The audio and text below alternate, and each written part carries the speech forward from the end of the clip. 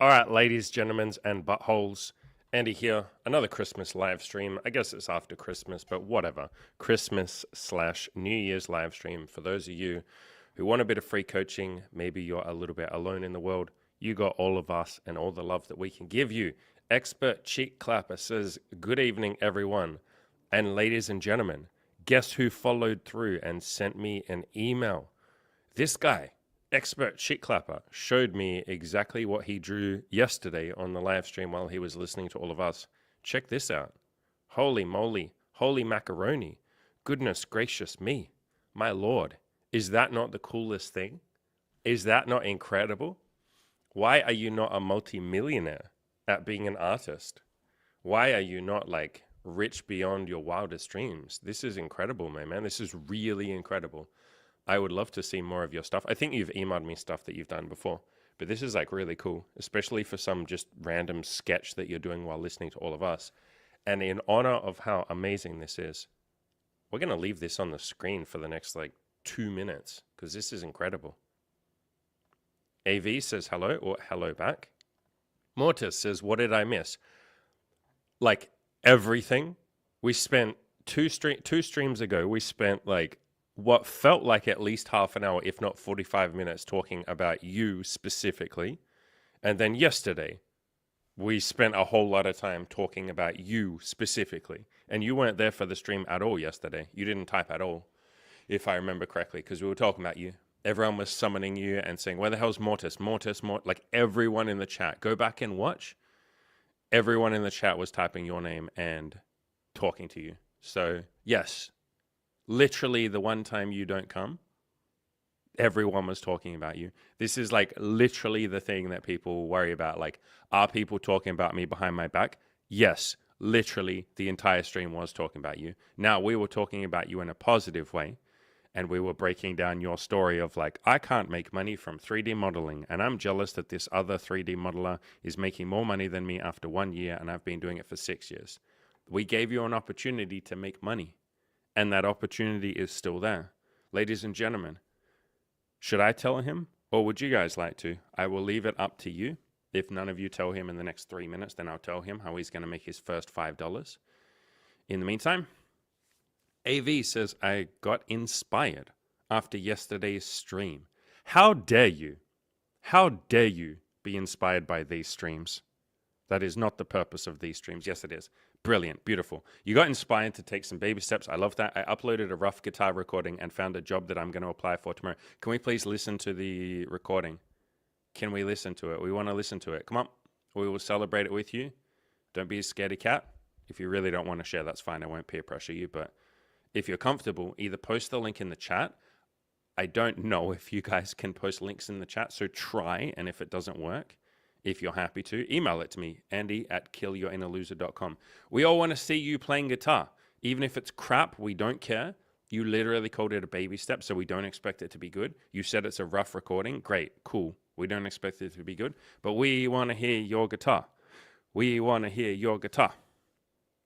Yeah, Mortis even says, can we hear it? All right, Mortis is like getting really close to being called out himself. If none of you tell Mortis what he has to do to earn $5 in the next couple of minutes, I will. But Mortis, we want to see what you have to offer too. And we want to see some of your 3D models too. Okay, you already put it there. You're amazing. If you click on my username, I've put it up. You got it up, do you? You managed to get it up for us? That's amazing. I love guys that can get it up for us. How can I click on your username though? I'm actually not on the YouTube platform right now. I'm on a different website. I think I can go to my own stream. Oh, this is going to be trippy. I'm going to watch myself on my own stream. The ultimate self-indulgence. All right, what day are we? Day 28. Let's have a look. I don't know if I can click. I can't quite click on your username. Yes, I can. Go to channel. Here we go, ladies and gentlemen. We're going to see the best guitar recording in the entire world. AV has literally said this is the best thing that anyone has ever watched. Wait, where is it? I'm on your channel, brother. Where is it? Where is this? Brother, where? Where? Where? I'm on your channel. I see nothing. All I see is something from 2 months ago. It can't be that. Where is it? Dust in the Wind rough playthrough. I can't see nothing. We want to see the guitar. I searched for dust. There's nothing. We want to see your guitar. We want to see your guitar. I don't think you've made it live, or I don't think you've made it public. There's like nothing on there. There's just you being a fucking strong motherfucker. Dr. Chad says, Mortis, you should ask Andy what he means with opportunity. Yeah. Brandon says, hello. Nice drawing. Is it not? Is it not the coolest drawing you've ever seen? I absolutely agree. Mortis, yeah, what do you mean? I want to know. Oh, you do? You do you? So you actually do. You are confirming to all of us that you would like to make money. Can we get that in writing? Everybody, listen, Mortis is declaring that he would like to make money. Rather than being the victim and sitting around saying, other people earn more money than me with less experience, that's not fair. Okay, Mortis, we now have that in writing. You have literally said you want to make money. Now, here is what we said on the stream 2 days ago, and then we repeated it yesterday. Email me, Mr. Mortis, Andy@KillYourInnerLoser. I have my email inbox open right now on the other screen. So I'm waiting for you to do this. Email me with a 3D model, any 3D model. I don't care. I will find some free software or something, or maybe you can tell me. I will find some free software to open a 3D file, whatever the fucking file is, .3D or .cad or something. I don't know. Blender. I don't even know anything. But email me a 3D file of something you've made. Well, I can probably just use SketchUp, right? I have friends who use that. That's free and online. I will use SketchUp. I will open your file, and then I will PayPal you. If you email me your address, I will PayPal you $5. So you will earn $5 from a 3D model that you did. And then your little story about I can't earn money will be so patently full of shit that maybe you'll go out there and start offering your 3D models to other people. You could offer it to your family and friends and say, will you pay me $1 if I send you a 3D file? And they're like, I don't even know what that is, but sure, you can have $1. And now you've started actually making money. And then from there, if you can get friends and family and me to give you a tiny bit of money, it's not that hard to get strangers to give you money. You just ask the exact same thing. And you have to ask more strangers because they don't know you, they don't love you, they won't give you money unless you're offering something. But maybe you have to go talk to 10 times more strangers than friends. So you just go talk to 10 times more strangers. So email me, Andy@killyourinnerloser.com. I'm sitting waiting for your email. Send me some sort of 3D model, something, along with your PayPal, like an address where I can send you money via PayPal, because I think that's the only thing I can do internationally. Like, I guess you could give me your bank details and tell me how to make an international transfer. Like, you'll have to tell me what to do. But give me some way I can give you money. It can't be like Cash App or Venmo, because those are American only for some weird reason. Send me some way to give you money. You will earn $5. And then we will all rejoice and say, look, see, you were full of shit when you said no one would pay you when you weren't capable of making money. It was literally false. So we all hated your story so much. We hated your dumb fucking story of how you can't make money. Your limiting belief was so offensive to us that we were like, fuck this, let's give this guy money and he can shut the fuck up about not earning any money. We are literally paying you to shut the fuck up with your limiting belief. And this is something that I've done in my coaching group so much, which is why, I'm happy to do it here too. I have had so many coaching clients that are like, I've just always wanted to start a photography business. And I'm like, great, then start one. And they're like, yeah, but I just, no one will pay me for my photography. It's an oversaturated market. And, I'm not that good a photographer. And I'm like, bro, I'll pay you $5 right now to stop this fucking sob story. Send me a photo of anything and I will pay you $5 to shut the fuck up. And then they do. They put their money where their mouth is. I pay them $5. I'm like, cool, you just got someone to pay you to shut the fuck up. Why don't you just go outside and complain at people and say, but for the low price of $5, I will stop this sob story right now and I'll leave you alone. And they go, fine, here's $5, just shut the fuck up. So you could like literally make a business of just spreading your gay limiting beliefs to everybody and someone will pay you Like, that's not how I recommend making money, but it proves the point that people will pay you for all sorts of weird stuff. So yeah, I've done this a million times where I'm like, I will pay you $5 if you make me something. Give me a 3D model, give me a photo, make me a trinket and post it to me. I'll pay for the postage. I will pay for the item itself. And then you started your business. So it's not hard to make money. We just put all these goddamn barriers in the way, and we think we have to be professional and we have to do a good job. We have to set up a company and an LLC, and I got to know how the taxes will work and all of that. It's like, shut the fuck up and get someone to pay you $1. Just go get one person to pay you $1. Congratulations, you have started a side hustle.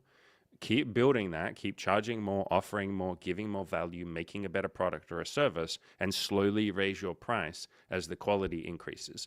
Get some testimonials or some feedback or reviews or whatever it might be. Slowly build that up, and you're building your confidence up as well. And then at some point, you're charging more money. That's literally how I built this coaching. I started out charging like $5 or $10 for like several hours worth of work. I had no confidence, no belief in myself.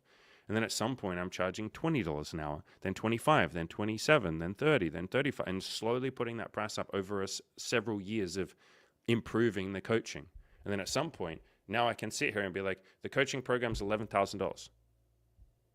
I didn't just like wake up one day and start charging that. Everyone would have called me a giant fraud. I would have felt like a giant fraud. I couldn't give you $11,000 worth of coaching at the start. I could only give you $10 worth of coaching. So that's what I gave. So yeah, it's not hard to start a business. We just make it like this big deal, but it's not. You're just saying to people exactly what homeless people say. Can I have some money and I'll offer you something? Can I have a tiny bit of money and I'll offer you a tiny bit of a product? And some people are going to be like, yeah, sure, fine, whatever. Or they'll pay you to just stop saying that you can't make money. Expert sheet clapper. Feeling lots of guilt for not telling my family the real reason for breaking up with my ex-wife, the Jew hatred. So to clarify here, expert cheek clapper is not saying that he was the one that had the Jewish hatred. I want to make that clear. That might not be obvious in his sentence here. His sentence is kind of worded ambiguously. Expert cheek clapper dated a woman who hated Jewish people and said Hitler did nothing wrong. What was her exact sentence? Probably something like, ready, we'll make a joke here. I bet she was like, Hitler, she's like, Hitler did nothing wrong, but you know what? When I actually think about that, no, I think Hitler did a lot wrong. I think he made a lot of tactical mistakes. I think there was a lot he could have done to be more efficient.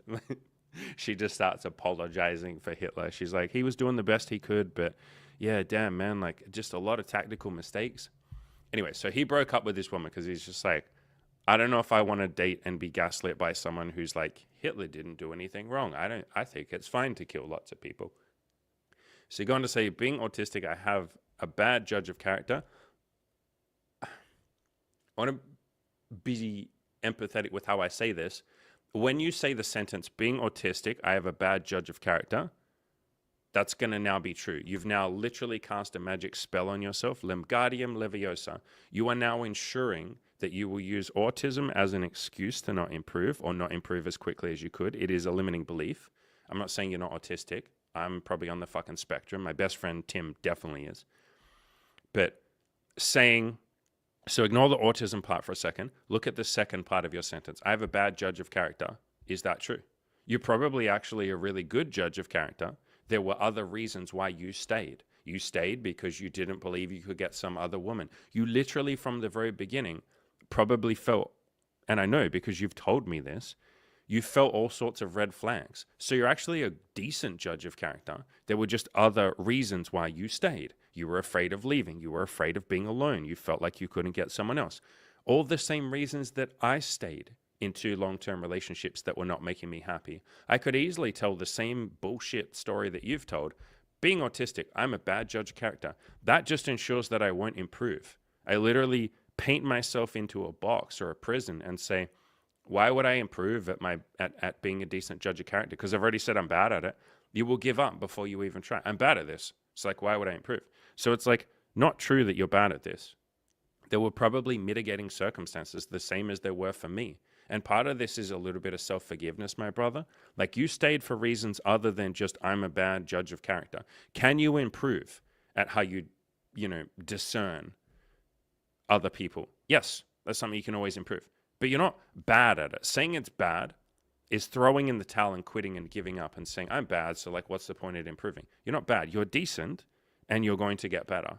You're okay, and we're going to make you amazing. You probably already are really good at judging people, which is a funny sentence to say, given we care a lot about being non-judgmental, but you know what I mean.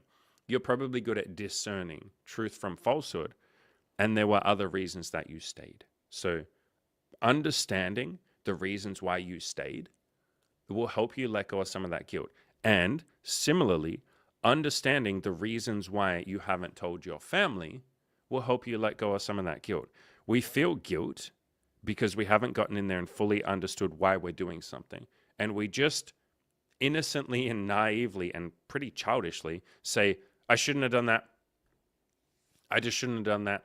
It's like, well, that's not fucking learning, is it? That's exactly what people do with, I mean, it's relevant here, Hitler. People do that with like Hitler and any of the dictators. They're just like, he was evil. He shouldn't have done that. He's bad. Germany should feel guilty. Bad. And it's like, great. What are you going to learn from just condemning someone and not getting in there and actually figuring out the reasons why he did it? Why did so many people follow him completely down into the depths of hell? Why did that happen? And so the same thing here. Get in there and say, why? And do this in a non-judgmental way. Do this in a kind, compassionate, gentle way with yourself.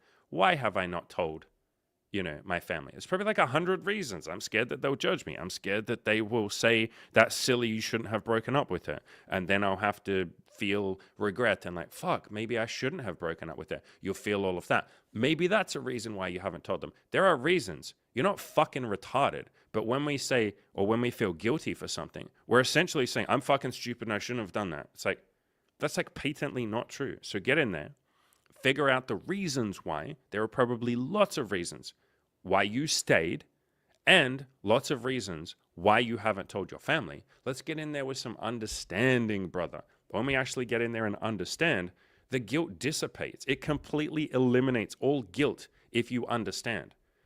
The answer to guilt isn't like, yeah, I should beat myself up and feel more guilty and ashamed. The answer is like, all right, there's clearly something I don't understand yet. That's what the feeling of guilt is covering up or triggering or showing me.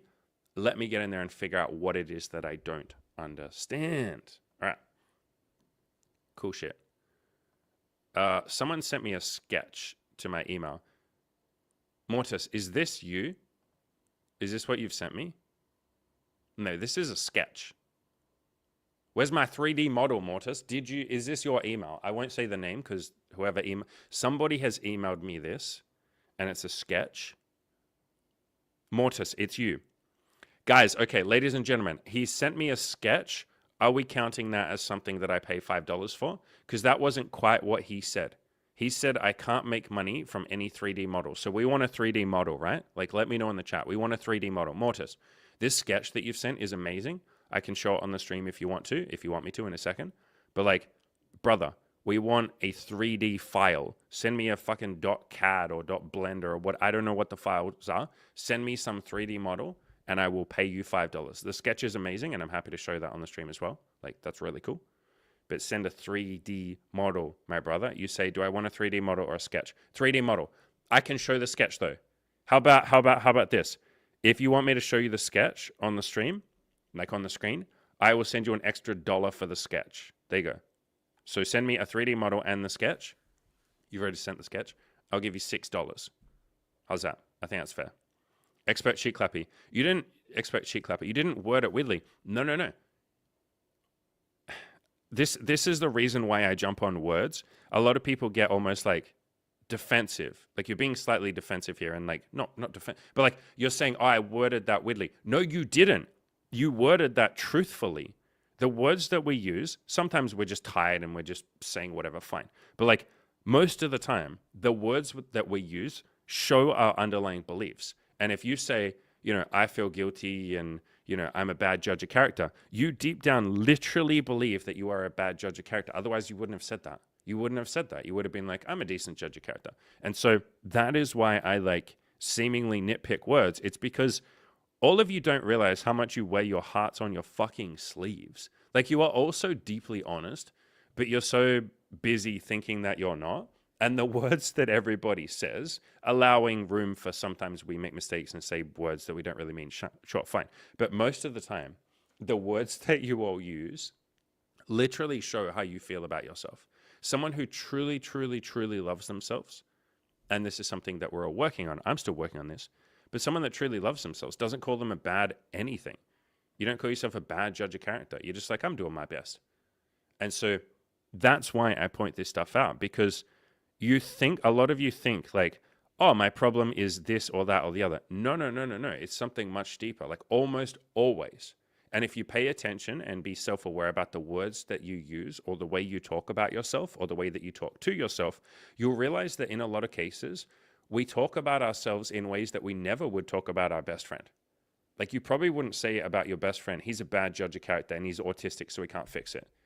You'd be like, no, bro, come on, you can improve this. Like, don't worry about the autism. Don't worry about being a good or a bad judge of character. Bro, let's just like help you be a better judge of character. You just immediately solve the problem.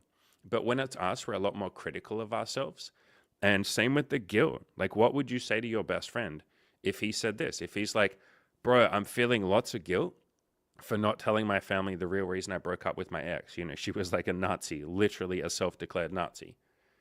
Your best friend, or what you would say to your best friend, is like, bro, that's okay. Like, are you just worried that your parents will judge you? Like, you just talk your friend through it. You'd get understanding. You'd literally get in there and be like, why have you not told them? Let's talk about it. And so if we can start treating ourselves the way that we would treat our best friends, this whole life thing gets a whole lot easier. And a lot of my coaching is literally trying to hold up a mirror to all of you and say like, hey, would you say this to your best friend? Or like, is this how you would talk about your best friend? And you don't have to feel guilty. I'm not holding up a mirror to make you feel guilty.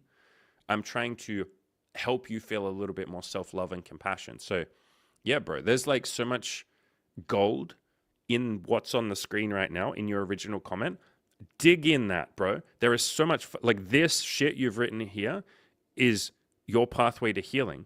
Like, I'm feeling guilt for not telling my family the real reason I broke up with my ex. Get in there and have some understanding. Why did I not tell my family? You obviously think to some extent they're going to say something you don't like. Otherwise, you just tell them. You've told all of us. You clearly trust us on this particular topic more than your family. And you don't have to judge that or feel bad about that or have resentment towards your family and be like, yeah, I can't trust them. No, no, no, no, no. Get in there and get some more understanding. Why are you so comfortable telling all of us, but you're not comfortable telling your family? There's probably reasons. Well, in the past, my family have judged me. Okay, what can I do about that? Maybe I can build myself up a little bit and be okay if they judge me on this. Maybe I can get some resources around me. You have all of us. Maybe I have some friends, and I can tell my friends and tell this stream, like tell all of us, you know, tomorrow I'm going to go and tell my family the real reason I broke up with my ex. I'm not sure that they'll handle it well. If they don't maybe handle it the way I'm expecting, and I feel a bit hurt or sad or like judged or gaslit or whatever it might be that you're worried about, can I hang out with you and talk to you? You can say that to all of us. Guys, I'm going to tell my family in the next couple of days, if I feel like shit afterwards, will you guys make me feel better? And it's like, of course we fucking will. That's what we're here for. You say the same to your friends. So you can do things to almost like prepare for it. You don't need to prepare, but that might help you. And so you can start solving the problems. Like whatever it is that you're afraid of here, whatever you're hesitant, or like whatever your hesitancy to tell the family, prepare for that. And if the worst case scenario, the thing that you're worried the most about happens, like they judge you or they tell you that you're bad or like whatever it might be, have friends in your corner or all of us in your corner. Like do something to make this a little easier. All right, so Mortis, on a different topic, I will send you my Instagram sketch account you did, which is brilliant. It actually looks really cool. And for tomorrow, I'll do your 3D model. You can wait till tomorrow if you want to. Like it's your life, do whatever you want. But I am sure somewhere on your computer, you have a 3D file that you can send me. I do not want you to specifically do me a 3D model. That would be commissioned work, and then I'd pay you extra for that, and I don't want to. I only want to send you $5 or $6, including the sketch. I want a pre-prepared, pre-packaged 3D model that you've already done. Don't spend an hour looking through going like, how do I find the perfect one? No, send me like the least good one that you have. Just send me anything, and then I will send you money. AV, so you were trying to send us a guitar video. It got copyrighted. Copyright doesn't mean that your video gets taken down though.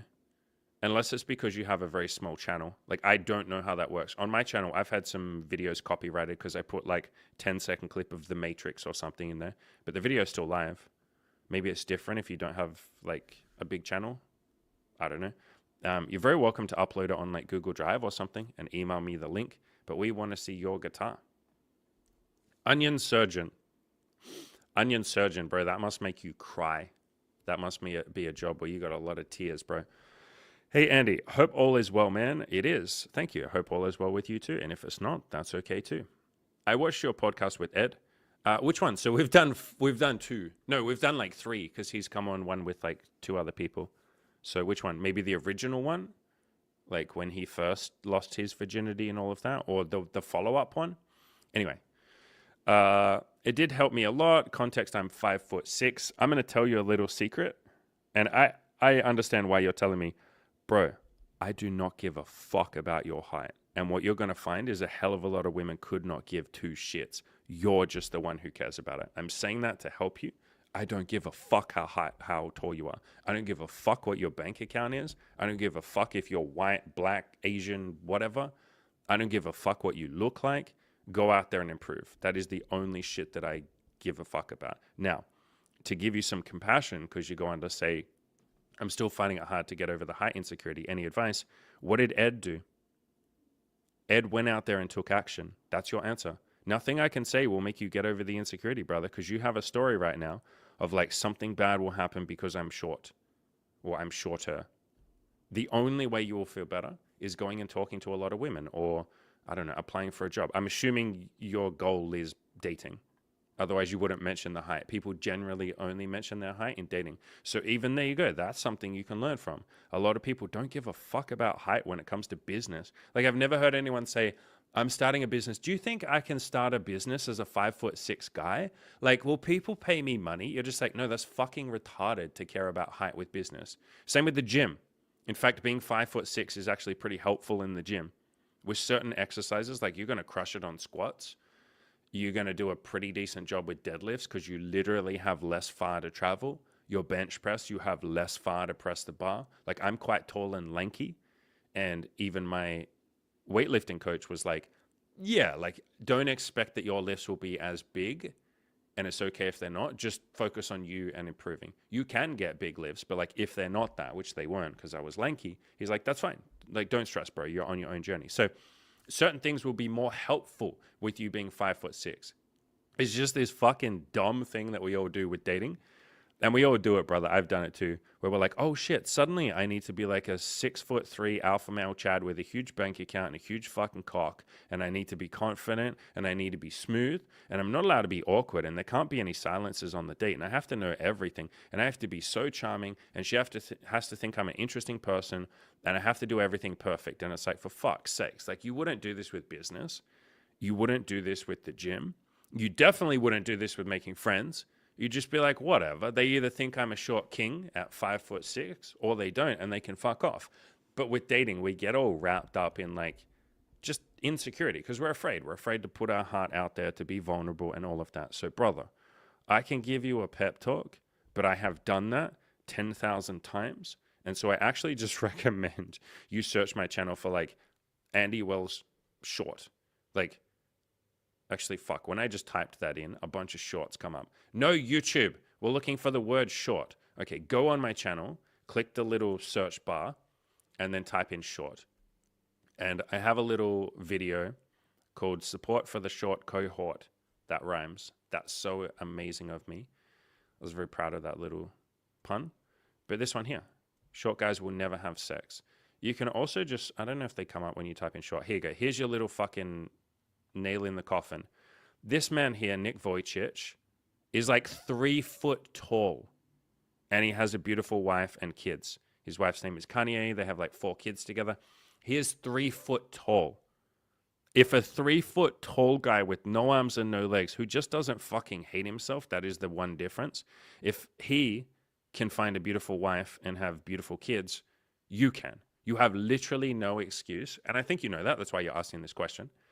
You know, and much love and compassion to you. But brother, this is just a limiting belief. And the way that we solve our limiting beliefs is we just put ourselves out there, man. We just go out there and take action. So yeah, I promise this is something that you will feel a little bit better at as you take more action. God damn it, Imogen, get out of my emails. Okay, I'm saying that because Imogen's in the emails and she just like archived the email that Mortis sent.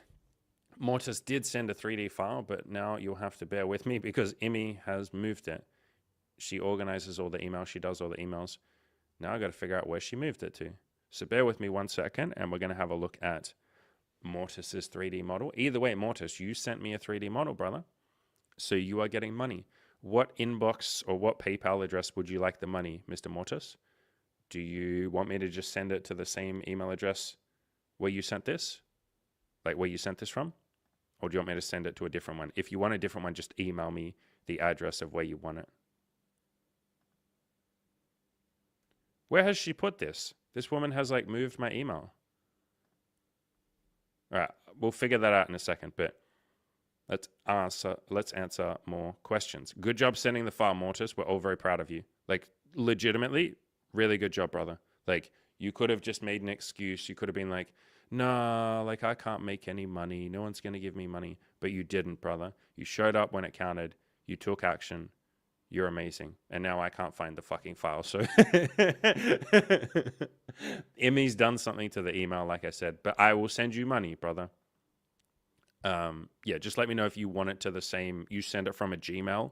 Let me know if you want me to PayPal you $6 to that same Gmail or if you want a different address, different PayPal address. If it's different, email me the address that you want.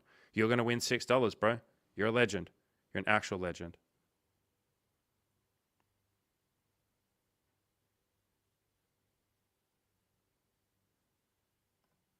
That's cool, Mortis. Is this what you sent? A 3D model of a banjo? If so, that's cool. Chad says, Andy likes US culture enough to be into something like banjo. I like the banjo. Probably not my favorite string instrument, though.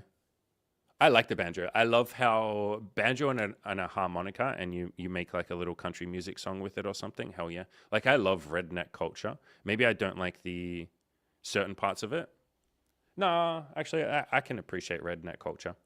So you grab a little banjo, you start playing your tune. Yeah, I think that's cool. I like that stuff. All right, we got an actual question from Phoenix. In your experience, does the algorithm on Hinge, don't stop. Okay, anytime anyone asks me a question about algorithm, I'm like, you are obsessing about superstition now. Stop. You are guessing. I say the same thing with YouTube. If you're not already really, really, really far along and advanced with dating or YouTube or something, ignore the fucking algorithm. Just work on improving the product. So I would rather see you put more effort into your pictures, into your messaging, into just using more boosts. If you're in a small city, move to a bigger city, go outside and talk to women. There are like 50 million things that will help your dating more than sitting there guessing at an algorithm. Like, ignore the algorithm.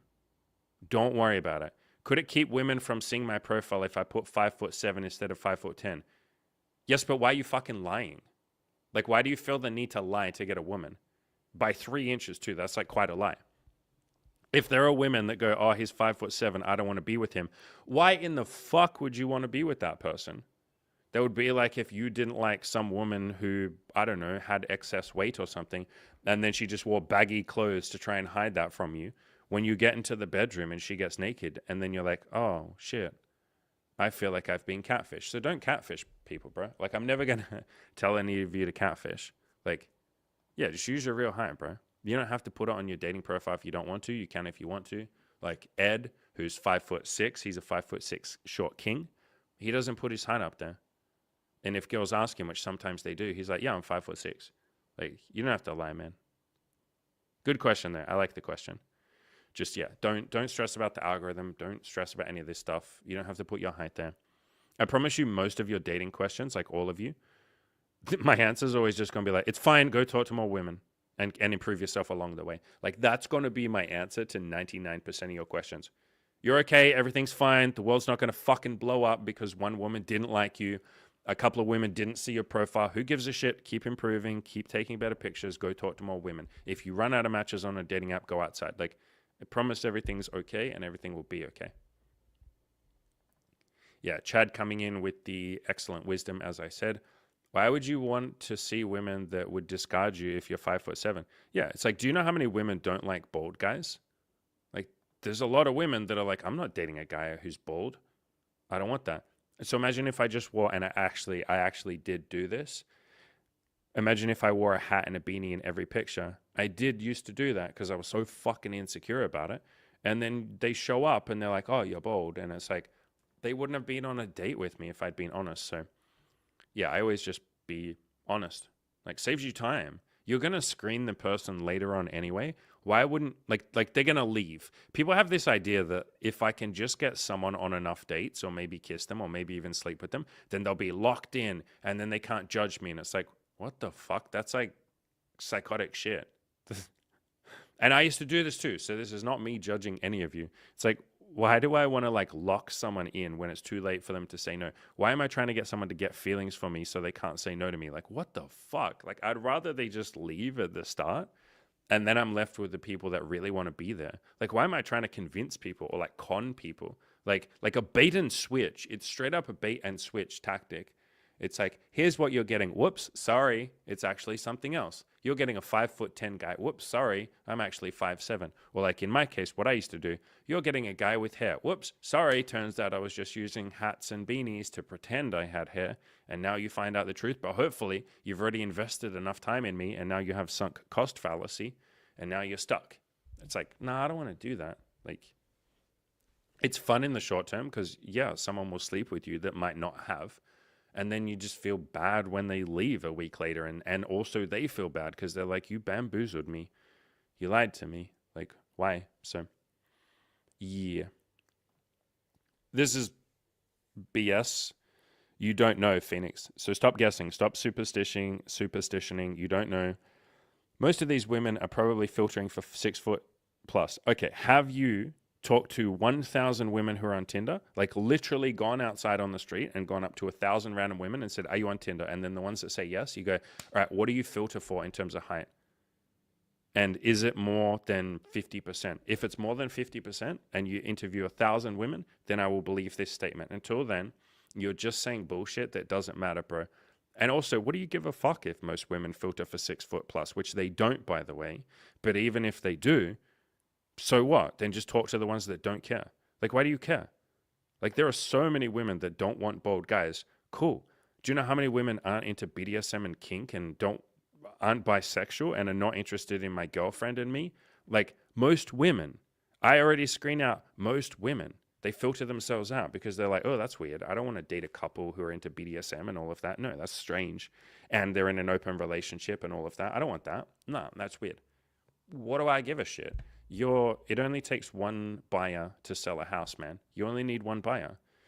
You know, you only need one woman who's like, oh yeah, Phoenix is the perfect match of personality and looks and all the things I'm looking for. This is exactly what I want. Let me go on a date with this handsome motherfucker. Don't worry about the ones that want a tall king. Just go out there and be your short king. You know, you are you. Stop trying to fucking obsess about like people that want someone else. Who gives a fuck what they want? They don't want you. Move on.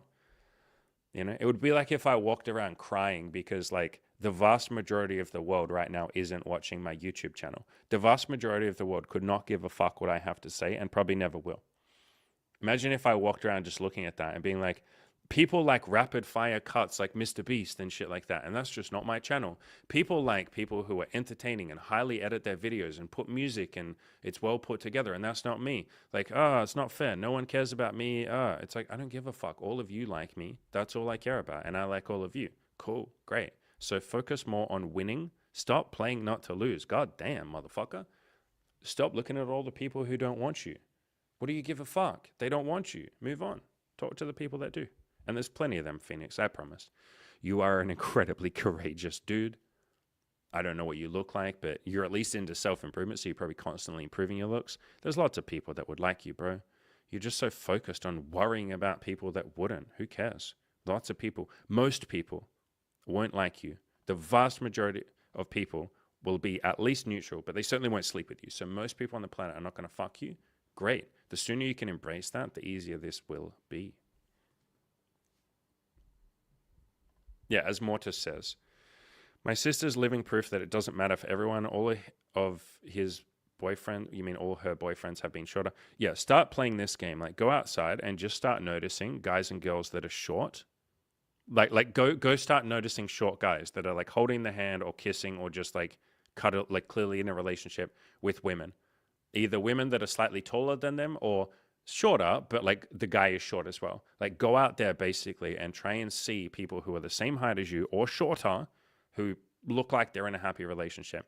If you start noticing it, especially if you're in a big city, you'll see like fucking 100 of them a day. And you'll be like, holy shit, I'm so full of shit that like short kings can't get a short queen or a tall queen. Like, there's so many people. Exactly what Cam just said. In Argentina, I swear all the girls are like 5'2". Come here. Or go to fucking Asia or something. This is like all that Ed does. Like, if you ask Ed, who's 5'6", I think, or 5'4", 5'6", I think it's 5'6". If you ask Ed at 5'6", what do you do about your height? He's like, what do you mean? I just talk to short women. Like, that's it. He just says it as if it's the most easy thing ever. He's never once, in all the years that I've coached him and known him and been friends with him, he's never once mentioned his height ever. He just doesn't give a fuck. He's like, I talk to short girls. Problem solved. And he lives in America. It's not like he's in Asia or Argentina where there's shorter women. He just talks to short girls. Like, if you're a short king, talk to short queens. Done. Problem solved. Easy. Chap Man says, I have a rotation of girls I see one-on-one, but I'm not sure how to get threesomes. What are the steps you recommend? Well, wouldn't it be great if I had a how to have threesomes guide that you can pay whatever you want for, even if that's just $1. So go onto my website and you'll see that. Go onto killyourinaloser.com. There's a button at the top for the threesome guide. Yeah. Like, that literally walks you through the steps of how to do this. So if you haven't checked that out, go check that out. That will be my answer. And if you're like, I don't want to pay $1, then here you go. Here's the fucking secret. Just ask them, do you guys want to have a threesome with me and another girl? Like, that's it. It's not complicated, bro. You're just like scared. You're just nervous, and fair enough. But you don't have to do anything to get threesomes. Isn't it funny how we phrase things? We're like, how do I get money? How do I get threesomes? It's like, you're not getting anything. You're offering something. You're saying, would you like to have this cool, amazing experience with me? And then she either does or she doesn't. You're not trying to get a threesome out of them, like trying to squeeze them for a threesome. Like, I gotta milk a threesome out of them. I gotta get something. I gotta use them for a threesome. You're offering something, bro. You're saying, here's this brilliant experience that I'd love to have. Do you want to share this with me? And if she's like, no, then you're just like, sweet. Like, you're offering a glass of water. You know, you don't think like, what if I get rejected? Or what if they say no? You're just like, do you want the water? Do you want a glass of water? And if she says yes, great, here's your water. If she says no, cool, sweet, then you go ask the next person. So have that mindset to it. You know, you're just offering a glass of water to these women. Would you like to have a threesome? I think it'd be a blast. I think it'd be fun. Do you want that? That's all I've ever done, man. Like, really, that's all I've ever done. Promise it's not hard. Blue Note says, I'm 5'8" and balding, so yikes. I live in the Netherlands. I'm a veritable midget here. Yeah, for sure. So just go talk to 5'8" women, 5'7" women, or talk to taller women. There's a guy on YouTube. I don't know what you'd search for to find him. It's like, maybe midget picks up girls. Let me see if I can find it. Dwarf picking up girls. There you go. There you go. Dwarf. Just search for like dwarf picks up girls. I'll show it on the screen for a second. There's like so many videos of this. Here you go. This guy, he's a short king. He's literally a dwarf. Like, straight up, literally a midget. And he just goes up to tons of women and he just doesn't give a fuck. Like, look how short he is compared to them. Look. That's him standing next to someone who's like 6 foot. He's like straight up really fucking short. He just doesn't care. He's just like, I don't give a fuck. And to like lots of the girls, these videos are really fucking adorable. Because like lots of these girls, look, he's done so many of these. Look, he's standing on a step ladder in this fucking thumbnail. Look, down here, thumbnail. Standing on a step ladder so he's the same height as them. And to lots of the girls, he just walks up to them and he's like, yo, can you please like sit down for me so we're the same height? And then they do. Like, he's literally like, what a fucking dom. He literally tells girls to get down on their knees. And then they get down on their knees and then he talks to them, you know? Do you know how fucking confident that is, or how fucking hot that is to girls? Like, get down on your knees, and then she does, and you're like, good girl. And then you talk. She's fucking wet at that point. So, yeah, height doesn't have to be this big insecurity. I get that it is. And so I'm always going to understand, and I'm not just going to be like, shut the fuck up and But at the same time, kind of, yeah, just kind of shut up and just go talk to women. It's okay if you're scared. I was scared. Everyone's scared. You start with baby steps. You know, you do this like slowly, gently, one step at a time. You don't have to do it all at once. Go outside and just try smiling at some women. But I promise, like, women are not as judgmental as you guys are. You guys are so judgmental about your height, like those of you who are insecure about it. I say the same about race. Lots of guys are like, I'm Indian, so therefore I can't get many women, right? And I'm like, why are you so fucking racist, bro? And they're like, I'm not racist. What do you mean? Other people are racist. No, they're fucking not, dog. You are the one walking around saying, I'm Indian, therefore I can't get women. I'm not good enough. That's fucking racist.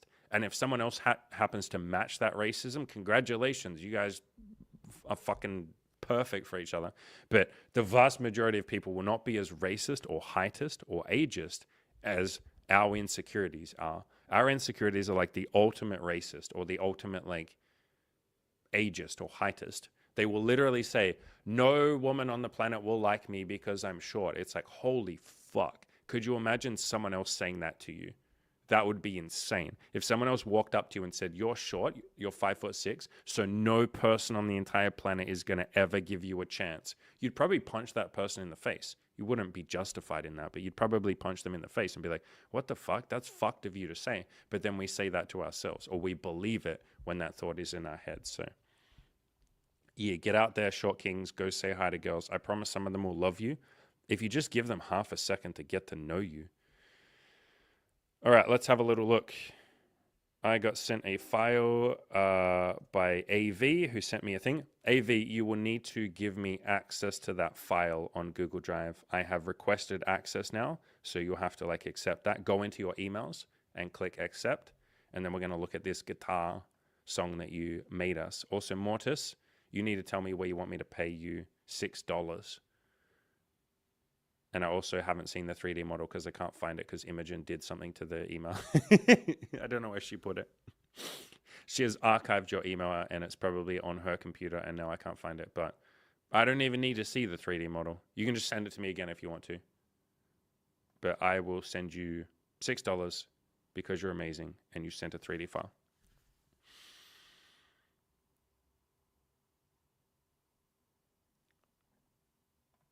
Yeah, Blue Note. My cousin is around my height and is married to a 6-foot woman. Yeah, there's so many women that just don't give a fuck. Like, they really don't. Like, what do you think's more likely? Any of you who are insecure about your height or your age or your race or your gender, I guess you wouldn't be insecure about that. Whatever other fucking weird shit you're insecure about, what is more likely? That every single person on the entire planet will judge you for that and not accept that? Or that at least some people will be okay with it? But we go around making it black and white. We're like, well, some women literally put in their profile on Tinder that they want a 6-foot king. And that's not me. So therefore, no women will want a shorter guy. And it's like, what the fuck is that leap? That's like the worst logic ever. But that's just what our brain does. It thinks in black and white. All right, let's have a look. AV has sent us him playing the guitar. So we are all going to listen to this, watch this, enjoy this. Maybe even masturbate over this if it's that good. I don't know if it is. It's 3 minutes long, so we probably won't listen to the whole thing. But let's crack on, ladies and gentlemen. AV being very brave, putting himself out there. I respect it.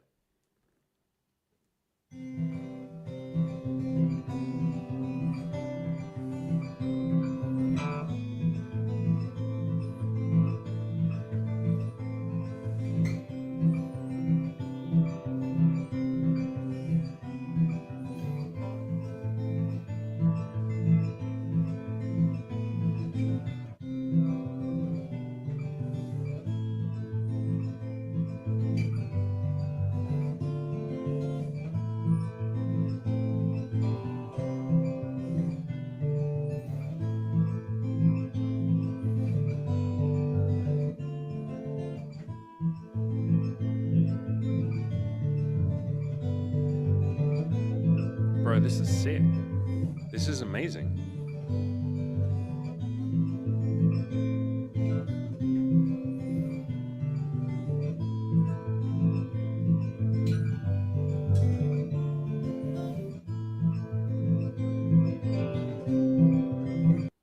Dude, that's so sick. Thank you for sharing that.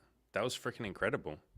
I like literally might listen to the full video by myself, like after the stream, just have it playing in the background. That was actually incredible.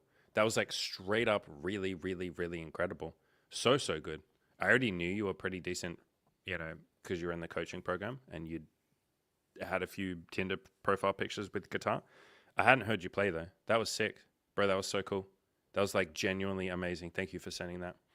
Expert cheek clapper says like nice playing. Yeah, Chad, nice. Phoenix, nice.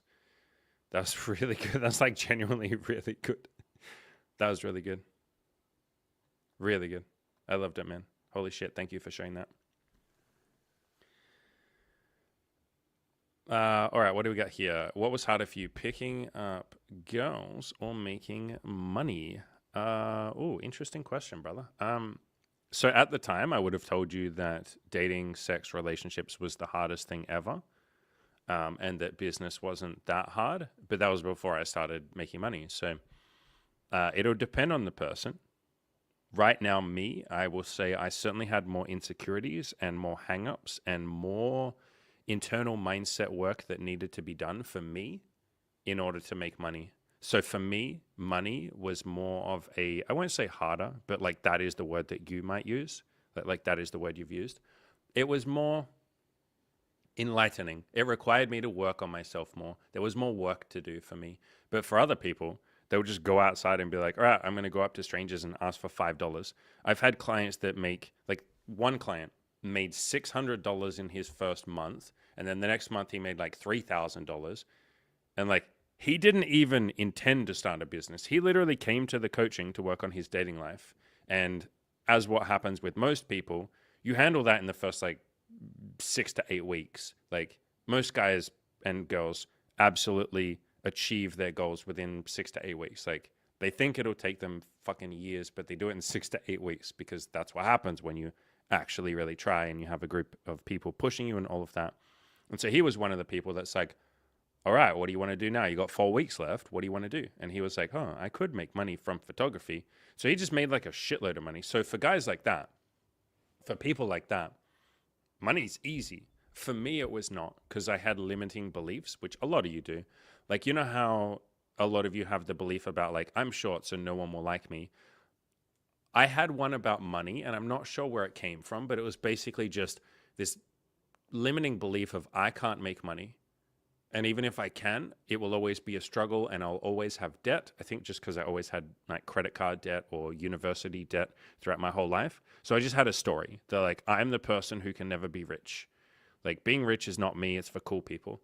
And so that required more work to let go of. Like most of you, let's just say all of you. Yeah, Chad, it was that, what you just said. I will always be poor. That was my limiting belief for sure. And so all of you are capable of greatness, like absolutely. It's just that, and you don't mean to, but you get in your own way, and I do too, like 100%. Like if we were all just too dumb to have limiting beliefs, like if we were all just fucking stupid and retarded, we'd probably just go out there and take action. We'd be too dumb to know that we're supposed to fail, and then we'd just achieve a whole bunch. I've literally said this about someone in my coaching group who, I won't say his name because I think he wants to be anonymous. He's one of my old clients, and he might even be listening to this now. And he he had excess weight that he could stand to lose, so he was kind of a little chubby. Didn't dress brilliant at the start, dressed okay. Didn't have the best grooming at the start, like would have benefited from a haircut and grooming his beard and trimming and all of that, which he did. We taught him all of that. We helped him do all of that. But he wasn't the most attractive guy ever. I don't think he was tall either. He was like 30 something.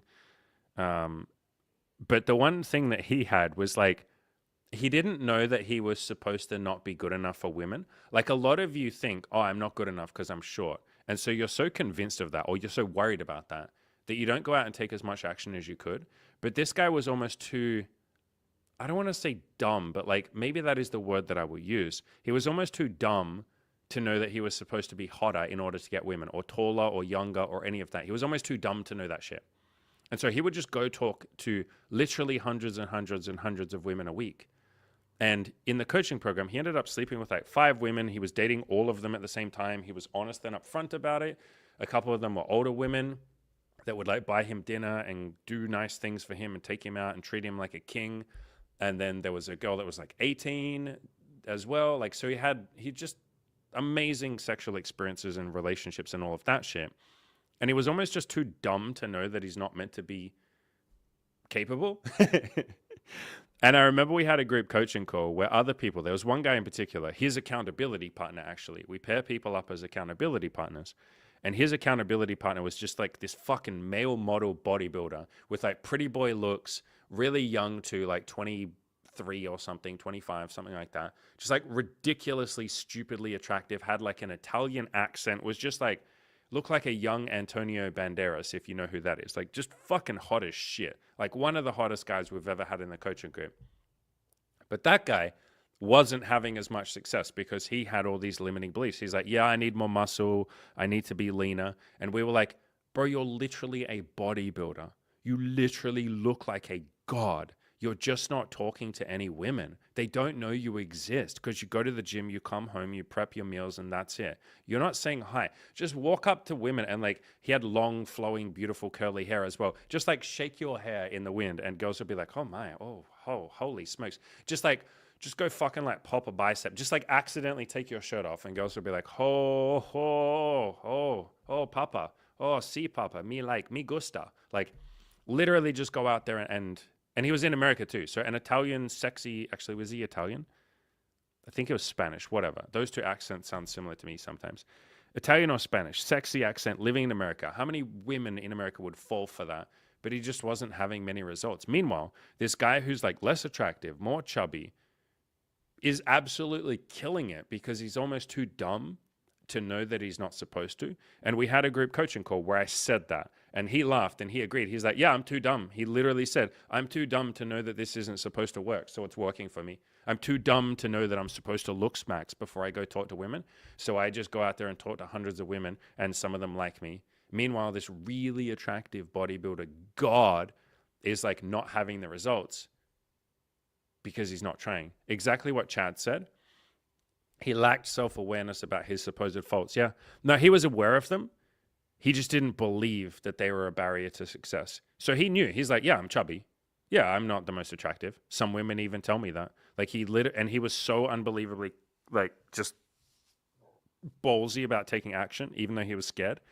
He was the guy, I did a video about this a few months ago, where he would literally just be honest and upfront with women. And he'd be like, hey, you're really hot. I'd love to meet. And if we like each other, we can exchange orgasms and have a great time. He was like basically doing what I'm doing on dating apps, where I'm just like, hey, I'm in an open relationship with my girlfriend. Do you want to try some BDSM, some kinks, some threesomes, and all of that? He was doing that. He's like, do you want to meet, get to know each other, exchange some orgasms? I got some sex toys. I got some blindfolds. We can have a bit of fun. And lots of the women literally said, why are you so confident? Probably implying you're not the most attractive person. You don't have the best dating profile pictures. And he's like, I don't give a fuck. I'm confident because I know what I want. I'm not even confident. I'm just being honest. So yeah, a lot of the time, if we just didn't know our own limiting beliefs, if we didn't believe our limiting beliefs, we would be able to take more action. Or I'll phrase it in a different way. You're all capable of taking more action. It's just that you haven't given yourself permission. You think you're like not allowed to. You're like, that would be bad. I would be like breaking the laws of the universe or something if I went and talked to a lot of women. Like, I'm not hot enough to do it. And it's like, yeah, you are. You're just the one who's like, it's like your security guard, your gatekeeper of your own success. You're like, I can't take action because I'm not attractive enough. And it's like, bullshit. Go take as much action as you want. All right. On another note, Mr. Mortis, we are now sending you, let me do this. All right, I'm sending you $6. You said send me $6 to the same address. I haven't used PayPal in forever, so give me a second. Send to email address. What's this for? What are we putting in the description of this, ladies and gentlemen? For being a legend? All right, we're going to send him $6. $6. I'll tell you what, you can have $6 and 1 cent. How's that?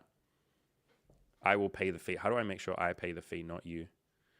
What are we sending this for? Being a legend? Sex work. I'm not writing Chad. Okay, so to be clear, this is the official like business account of my business. So I'm not putting sex work. And technically this is a tax deduction because this is like part of a stream. This is like adding entertainment value. So Mortis, thank you for being a tax deduction, brother. You're saving me like fucking 15 cents on tax. I appreciate you. So Chad, we're not going to call this sex work. I'm not putting that. I tell you what, Darius, because this was the next comment, I'm putting this confidence. I'm literally writing confidence is the foundation of everything in life. I've written that as the description. That's going to look really interesting when the accountant's like, what in the shit was this? What the shit did you write? What is this? For friends and family, that's what this is. All right, I won't show a screenshot because it has your email. Wait. I will take a screenshot and I will take out your name so you can see that I actually sent. You'll know that I sent this, Mortis. But I want to show other people that congratulations, Mortis just earned his first $1 or $6. So you earned more than your first dollar from this shit. All right. Mortis, you're a legend. Good job. You followed through, brother. Look at this. You followed through and you literally earned a bit of money from doing a 3D model. Look at this. Look at this. Confidence is the foundation of everything in life. $6.01. Amazing. You're now rich. Congratulations. You are now a paid 3D modeler. You have now earned money from your 3D models. You're a goddamn legend. All right. Let's scroll back. I can see a whole bunch of your questions and stuff that I didn't answer. Framebite says, at some point you just come to terms with that people care about looks. Yeah, and you can go a little deeper on that and add a little bit of nuance in there. Lots of people care about looks. It's just that people have a different definition of someone that they're attracted to. So like, again, my boy Nick Vujicic, the guy without arms and legs, some woman came along named Kanye and was like, yeah, he's got no arms and no legs and he is the definition of a short king. I don't care. I like his personality. I like his courage. I like his confidence. There's plenty of guys out there that aren't that attractive, but they have really attractive partners because they have other things to offer. So yes, I agree with you that people do care about looks, but it's not all they care about. Like you have so much more to offer. And so something that I like to play around with and give as like an exercise to people when they're worried about their looks is get out a piece of paper, write down 50 things about you that are lovable or 50 things you have to offer in dating. And then you realize, oh, wait, looks is one of them. And it might be the first thing that people see. So yeah, I'll put effort into my grooming. I'll lose a bit of weight if that'll help. Maybe I'll hit the gym. I'll work on that shit. And then I got fucking 50 other things to offer as well. So it's not just like all your eggs in one basket. I know you, Framebite, know that, but I'm just saying that for other people. A lot of other people are like, yeah, looks is all that matters and my height is all that matters. And it's like, bro, don't objectify yourself. You know what I mean? Like you're more than just your height. You have like so many other things to offer. So let's get clear about what those things are that you have to offer, you know? Framebite goes on to say exactly this. So yeah, brilliant wisdom there, my brother. At the end of this, he says, some women are open-minded and might just ignore your looks if you have other things. Yeah. And they still have like a certain amount of looks like that they're attracted. Yeah, you get the point. Yes, the point is like have other things to offer. You already have other things to offer everybody. You just probably like never actually thought about it because you were so stuck on like, but I'm short or I'm this or I'm that. So it's like, yeah, just like look at what the other things you have to offer are and then put those out in front, you know? Chap, man. Also, what is your profile picture? I can't quite see it. What does it say? Wealth level by net worth. Your profile picture is like, yeah, all I can see is the title, wealth level by net worth. Your question, to answer your question and not get distracted by your interesting profile picture, do you think some things should be asked for later instead of upfront? There is no should. So anytime someone uses the word should, I will say like, who tells you what should be done? Me? When you say, Andy, do you think something should? You're literally putting me in the position of like almighty judge or God. Like you're literally making me God. You're saying, Andy, can you please give me like a ruling on this statement? Something should be asked for later instead of upfront. Andy, give me a ruling on that. I'm not God, brother. I don't know. How could I possibly know? And this is why in my coaching and in my content, I will always bring it back to the question. I will turn it around on you because you're basically asking me to do your work for you. You're basically saying, Andy, I don't want to have to think about this. So can you just tell me the answer? No, brother. I'm more interested in what you think about this. This is your life. I don't have to live your life. So why would I tell you what to do? It's so easy to tell you what you should supposedly do. And then I don't have to deal with the consequences. I'm not the one that has to go out and do the advice that I've given to any of you. I don't have to lay my head down on the pillow at night and be happy or unhappy with the choices that I made. I'm not the one that has to do the thing that scares me. You guys are. And so I'll never tell you what to do because that would be so fucking easy, wouldn't it? And then I could judge you if you don't do it. I could be like, you should have done what I said. I told you this was the right way and you didn't do it. So you're a bad person. You're a pussy, bro. Like, no. So I'm never going to tell any of you what to do. And the question to ask yourself, Mr. Chapman, is what would I like to do? Like, what do you want to do? Do you want to say things like your question here? I feel like most sexual things or relationship dynamics are better after getting intimate with a girl, as then it's more relevant. Ignore what you think is correct, which is what your phrasing here is. Like, I think it's better. Like, no. It's not about being better or what you should do or blah, blah, blah. It's just, what do I want to do? With this woman right here, would I like to wait a little bit before we talk about that? And you're allowed to do that. Would I like to say it up front? You're allowed to do that. There might be consequences or outcomes or whatever for doing either of those, but it's your life and it's her life.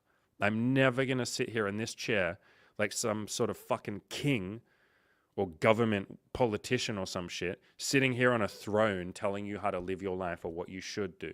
Nah, bro, this is your life, you know? You do what you want to do. The only caveat I will say is as long as it is good for you and good for other people. You know, we try and preach honesty and compassion and giving out love to yourself and other people on this channel. But nah, bro, like there is no should. I'm never going to tell you guys. Now, if you had said the question, Andy, what do you like to do? Well, me, Andy, I like to be upfront. I say it in like the first message on dating apps. Like it's the first thing I talk about. Sex, what do we want? Because I'm here to get us both what we want. Same with like coaching and content.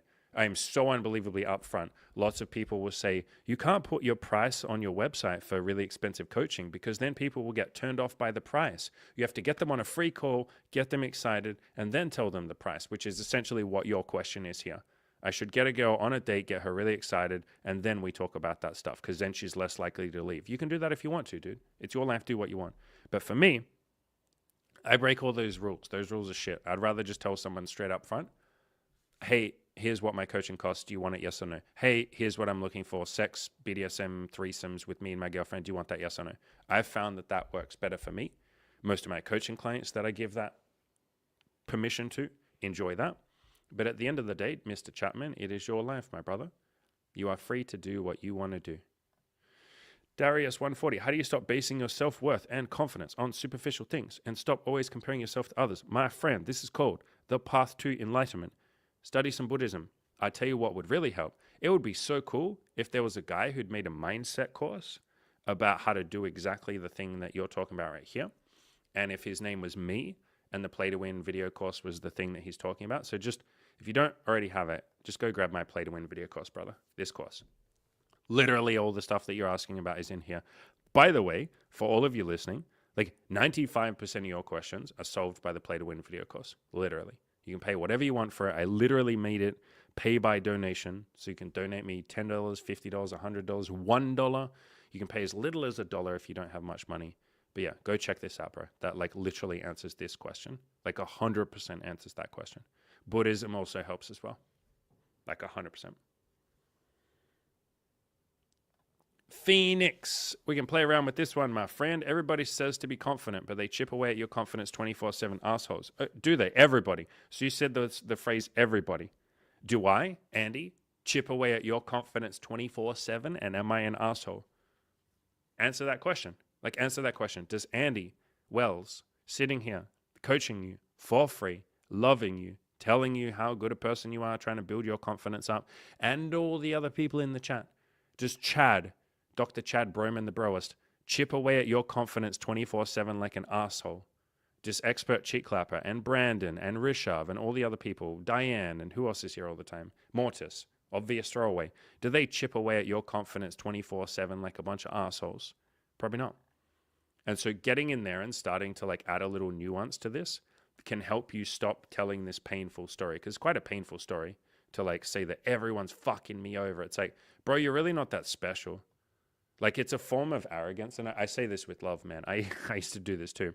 It is literally a statement of arrogance to be like, everyone's chipping away at me. It's like, bro, most people on the planet don't know you exist. Like, you're not that special. And when we go to war with the entire world, man, it's such a painful place to be in. Like, it hurts. You become like this fucking warrior or a victim. It's like, everybody's chipping away at my confidence. No, bro, if you actually stopped and told the truth, like this statement on the screen is like patently false. If you told the truth, it would be, some people try and chip away at my confidence. Some people try and build my confidence. Most people are ambivalent to me. They just don't know me.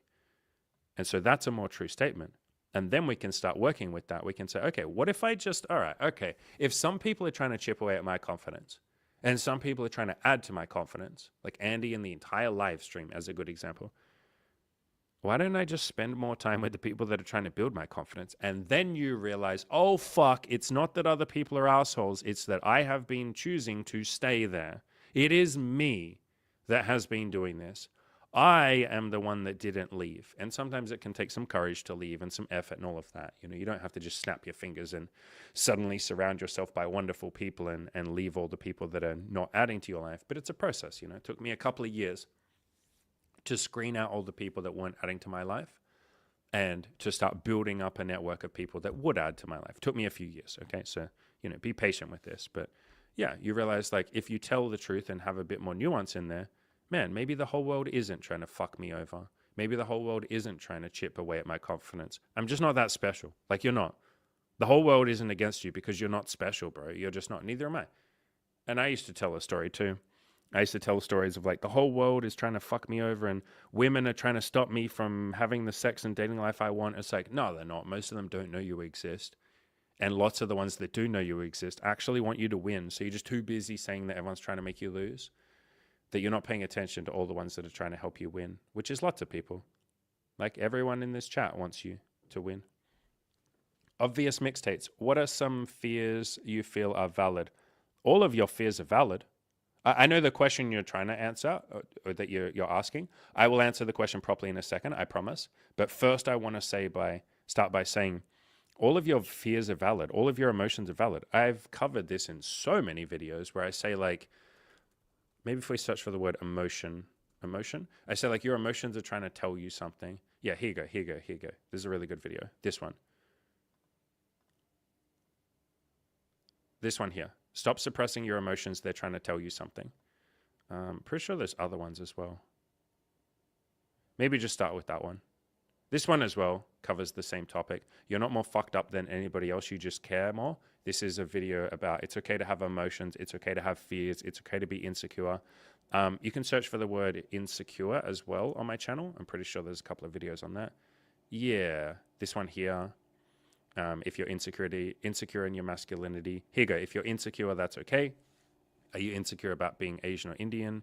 Are you jealous or insecure? Insecurity as an older guy. Cam's insecurities. So just search the channel for the word insecurities. Ed talking about this insecurity. Are you insecure about, you know, this one here? Let the record show I was never confident. So that's me talking about fears and insecurities. And you can probably see a theme there, brother. Like, I assume you're a brother. You might be a sister. Brother or sister, person of non-denominational gender. You can probably see a theme that I'm saying it's completely okay to have fears. It's okay not to be okay. It's okay to have doubts. It's okay to be scared. All of that. Like, all of that is normal. That just makes you human. We don't suppress our fears. That just makes them stronger. We turn towards them and we say, okay, what am I so afraid of? What bad thing is going to happen? Then we start thinking of some good things that could happen to talk ourselves into positivity. And then we take action. A lot of the time we realize that the fears were just illusions by taking action. Our limiting beliefs are just illusions by taking action. I talk about this a shitload more in the Play to Win video course. There's like it's the longest chapter in the course, an entire chapter on fears, literally. Like how to work through fears, how to embrace your fears, how to not feel guilty for having fears. So I want to start by saying that everything that all of you are afraid of and emotional about and insecure about, I completely understand. I will never judge you for those. Sometimes I might not be fully patient, but that's just because I'm answering the same question like thousands of times. But I will try my best to be patient, but I will certainly never judge you for having fears. Now, let's answer the question properly. What you're saying here, or I guess what you're saying, is are there like any fears that are true or that like you should worry about? Worry about whatever you want to worry about, but Buddhism has a saying, all fears are illusions. And I agree with that.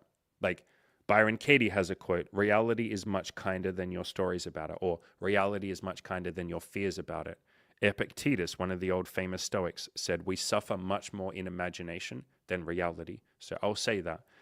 99.99999% of the time, your fears will not come true to the extent that you thought they would. The world is much kinder than your fears about it. So I'll say that. But yeah, I'm never going to tell any of you. You'll never hear me say, stop being a pussy, stop having fears. I will always get in there and say, hey, let's investigate this. Why are you afraid? Or what are you afraid of? Let's investigate that. Let's figure out what to do about it, because then we can answer it. We can solve the problem. But if I just say like, you shouldn't be afraid, well, how the fuck does that solve it? That's like how people say, you should just be confident. It's like, how do I do that? So I'm never going to say you should just be brave. In fact, you're courageous for having fears and admitting them. But yeah, hopefully that answers the question. Maybe let's power through. I'm getting a little tired. Let's power through. Maybe we'll do like 5 more questions, I guess. So maybe we'll be here for another 20 minutes, and then we'll finish up. Mr. Brandon, you've become more peaceful over the years. Andy, have there been any breakthrough moments on the journey? If yes, are you willing to share one? Everything that's in the Play to Win video course is just the Play to Win video course. I literally talk about people and books in the Play to Win video course. So books that I mention in there, Letting Go by David Hawkins and all of his other books, all of Byron Katie's books, You Can't Afford the Luxury of a Negative Thought, music that I've listened to, movies I've watched, video games that I've played, like Spiritfarer, The Talos Principle, Stoicism helped. So yeah, there's been like hundreds of breakthrough moments. I've put a lot of them in the Play to Win video course. Other than that, I don't know, like millions of moments. There's so many moments. At some point in your self-improvement journey, when you've just been doing it for long enough, and so this is something you will have to look forward to, I've essentially been working on self-improvement in some capacity since I was depressed and went to prison when I was like 19, maybe 20. So like in some capacity, I've been self-improving for like 17, 18 years. That's like a long time. Now, I had big gaps where I don't feel like I made a ton of progress, but even in those gaps, I was still doing something. I like improved at my photography, or and maybe improved at my self-awareness. Like I was still doing something. So let's just say there's been like roughly 18 years on and off. It wasn't all ultra productive, but of doing something to improve in some capacity. And so after that much time, the breakthroughs just start happening more and more often. Like it feels like every 3 months you have a massive epiphany, or maybe every month, like your entire life and worldview changes. And so to nail down one breakthrough moment or even a few examples, I don't know, man. I feel like I can give a better answer if I talk in chapters. So there was the chapter of me just trying to get laid at all costs and saying whatever I needed to say and not really giving a fuck about the consequences. That was one chapter. And then I had the huge breakthrough moment of like, wait, why do I have to lie? I'm sick of lying. I'm sick of pickup artist games. I'm sick of the fucking red pill games. Why don't I just tell the truth? That was a huge breakthrough moment. Then there was the breakthrough moment of realizing that most women are pretty fucking kind and everyone's just trying to do their best. That was a huge breakthrough moment with that Asian girl that I dated for a year, and she was lovely and all of that. I've spoken about that on previous streams. Then there was the breakthrough moment of saying, maybe I really, really, really want to add to the lives of women that I date and leave them better than I found them. Then there was the breakthrough moment of like giving myself permission to suck with starting my website, because I'd procrastinated that for months. And I was like, I'm so scared of sucking. What if I just suck? That was like a huge breakthrough moment. There was the breakthrough moment of my coach, Keith, saying you don't have to suffer to reach your goals. In fact, literally, if you see it as a painful grind, you would take less action. And I was like, wait, really? And yeah, like no fucking shit. If you enjoy the process, you'll take more action. But that was a huge epiphany. The epiphany with Imogen, realizing like, oh, wow, you can build a relationship. You're not a victim to a bad relationship. I used to feel very passive in relationships. And I thought, If two people don't fit together and they fight and argue, there's nothing that can be done about it. Imogen helped me. We helped each other, and other people helped as well. Realize you can just improve it. You can work on it every week. Breakthrough moments with like finding books. Like when I first read all of Mother Teresa's books, and she just focuses on love and like every homeless person is worthy of dignity and love, and you can just love everyone equally. I was like, whoa, that's a trip, because I thought homeless people were bad and dumb and stupid and ugly and they smelled. That's what I used to think. I had similar breakthrough moments with people that were overweight. I used to judge anyone that had any amount of excess weight, whatever I defined that by, and I would judge the fuck out of them. I'd be like, she's a bad mother setting a bad example for her kids. Like, I used to just judge like crazy. And then at some point, for some reason, I was like, wait, what if I follow a bunch of like overweight people around and just pay attention? And I would walk around in public like stalking chubby people. I would like follow them for like 15 minutes and just see what they did. Just like pay attention to them. And this sounds like wild to think about, but I would literally just watch them and be like, wait, that's just like a nice person. That's just a person. Some of them are nice, some of them are not. They're just a person. Being fat doesn't make you not a person. I was literally dehumanizing people because they're fat. And we do that about all sorts of things. People dehumanize women, they dehumanize men, they dehumanize other races. Like that's just part of the brain and the way the brain works. So that was a big epiphany. It sounds wild now, but literally discovering that other people are human too, like, and they're just trying to do their best. That was a big breakthrough. All the David Hawkins letting go stuff was a big breakthrough, because I thought letting go of your stress and tension and pain and guilt and shame would make you take less action. I literally thought letting go meant giving up. And it's like, no, you're just letting go of the barriers to success. Guilt and shame and fear and anger are not helping you take action, or they are a little bit, but you would take way more action if you let them go and just took action out of fun because it's exciting. So that was a big epiphany. Byron Katie stuff, that you can question your thoughts and you don't have to believe your limiting beliefs or negative thoughts. That was a big epiphany. So tons of epiphanies, man. Tons and tons and tons of them. Maybe the second time I had a threesome, that was a big breakthrough moment. Because then I was like, wait, if you want something, because I'd wanted threesomes for years. And I was like, if you want something, you can just ask for it. Like from the moment I decided to actually start trying to have a threesome, I had my first one within like 1 month. I thought I was trying. I'd wanted it for years, and I thought I was trying. It's like, no, I wasn't. I didn't ask a single woman if she wanted a threesome. How's that trying? I just was sitting there wanting it, which is what most people do. They're like, but I've tried for years. And it's like, how many people have you asked? 0, or maybe like 3, and they all said no. So therefore I have tried. And it's like, that's not really trying. So that was a big epiphany. The first and second threesomes I had really taught me like, oh shit, you can just say, yo, do you want a threesome? And some girls would be like, sure, that sounds hot. And you're like, huh. I don't need some like cheesy pickup line. I don't need to do something to get a threesome. I'm not getting a threesome. I'm just asking if someone wants to join me in a threesome. Like you don't try and get your friends to hang out with you. You don't try and like get a hangout with your friend. You're just like, yo, bro, do you want to hang out? And he's like, yeah, man, what time? And then you hang out. Like that was a big epiphany. So tons of epiphanies, man. I like that question. That was a cool question, bro. I like that.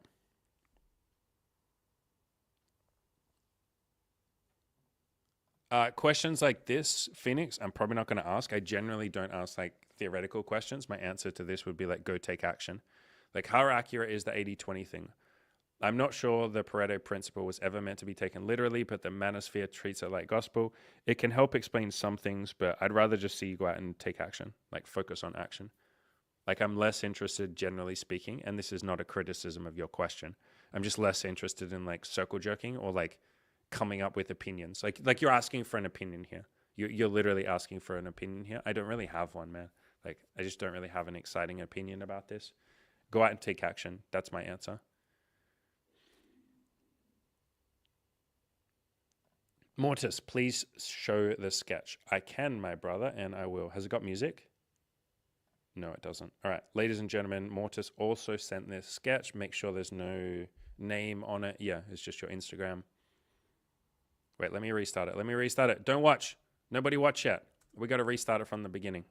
Also, I don't know how to make it big because Instagram can't let you make stuff big. There you go. How dope is this? Get off. Get off notifications. I want to see his sketch.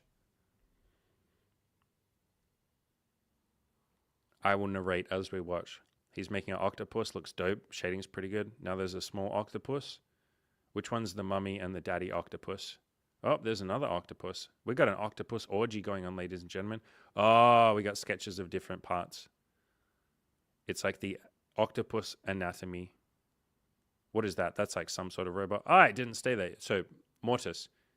Amazing. If you can, brother, when you make... Hey, it's your first sketch, bro.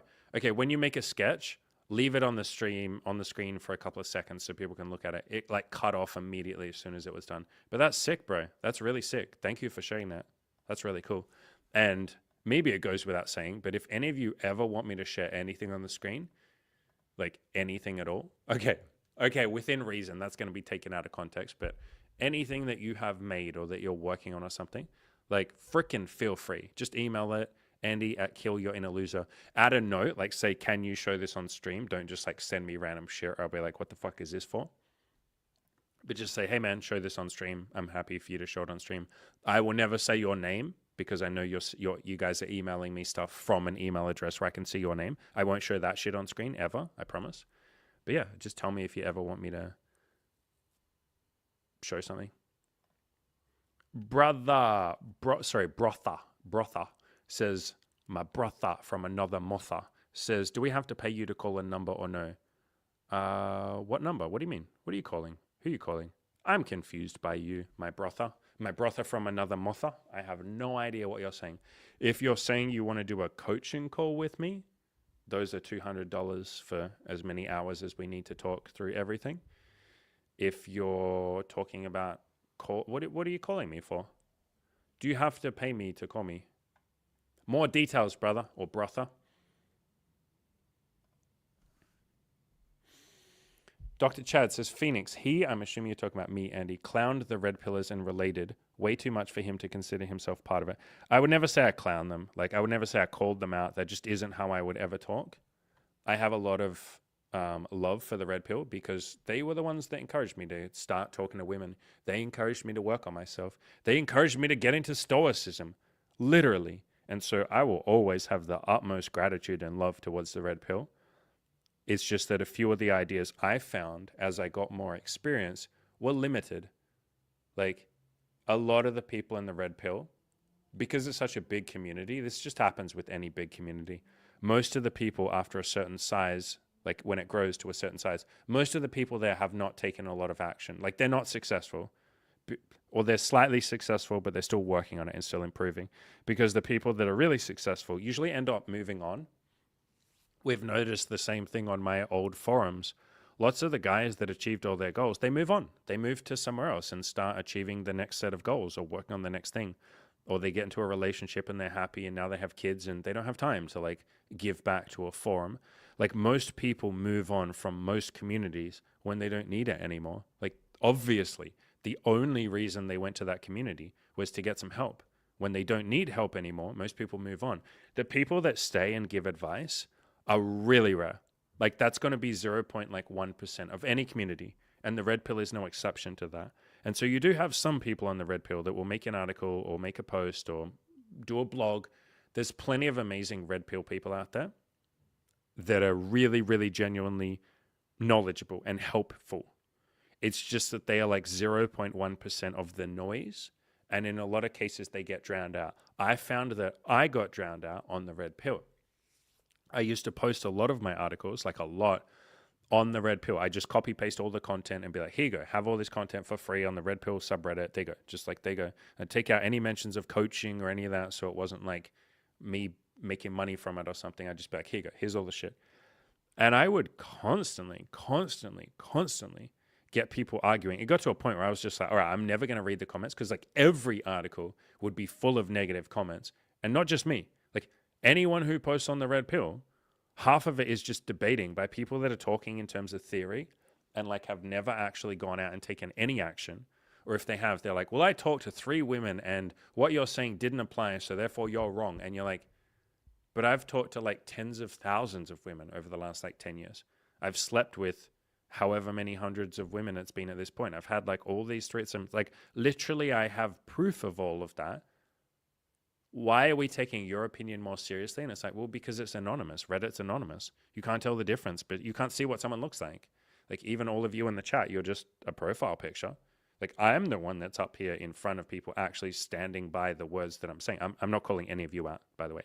But yeah, like, due to the nature of the internet and that most people are anonymous, especially on a website like Reddit, there is just a lot of noise from people that genuinely are trying to help. Like, they genuinely think that they're correct. And lots of you, if you have a look at lots of the comments that lots of you say, you will say stuff that is like patently false. And I will point out to you gently, I try and do it lovingly. I try and like point out to you how false what you're saying is. And then you get it and you're like, oh shit, I didn't even know that. And it's like, yeah, now imagine that's happening on a subreddit with like millions of people. At some point, you're like, I don't feel like correcting millions of people. And because there are more people that will loudly yell an incorrect opinion or a falsehood, they drown you out. And so, like, literally, if a subreddit or a community gets big enough, the noise becomes louder than the original teachings. You can say the same with like Christianity and quite a few other religions. Like, Jesus walked around going, let's not judge anyone. Let's treat everyone like our friend, like they're one of us, even our neighbor, like the Good Samaritan story. Let he who is without sin cast the first stone. Forgive them, Father, they know not what they do. Like, everyone is inherently lovable. Walk around practicing love and non-compassion, and the kingdom of heaven shall be yours. Literally preaches all that. That's Jesus. That's what Jesus was about.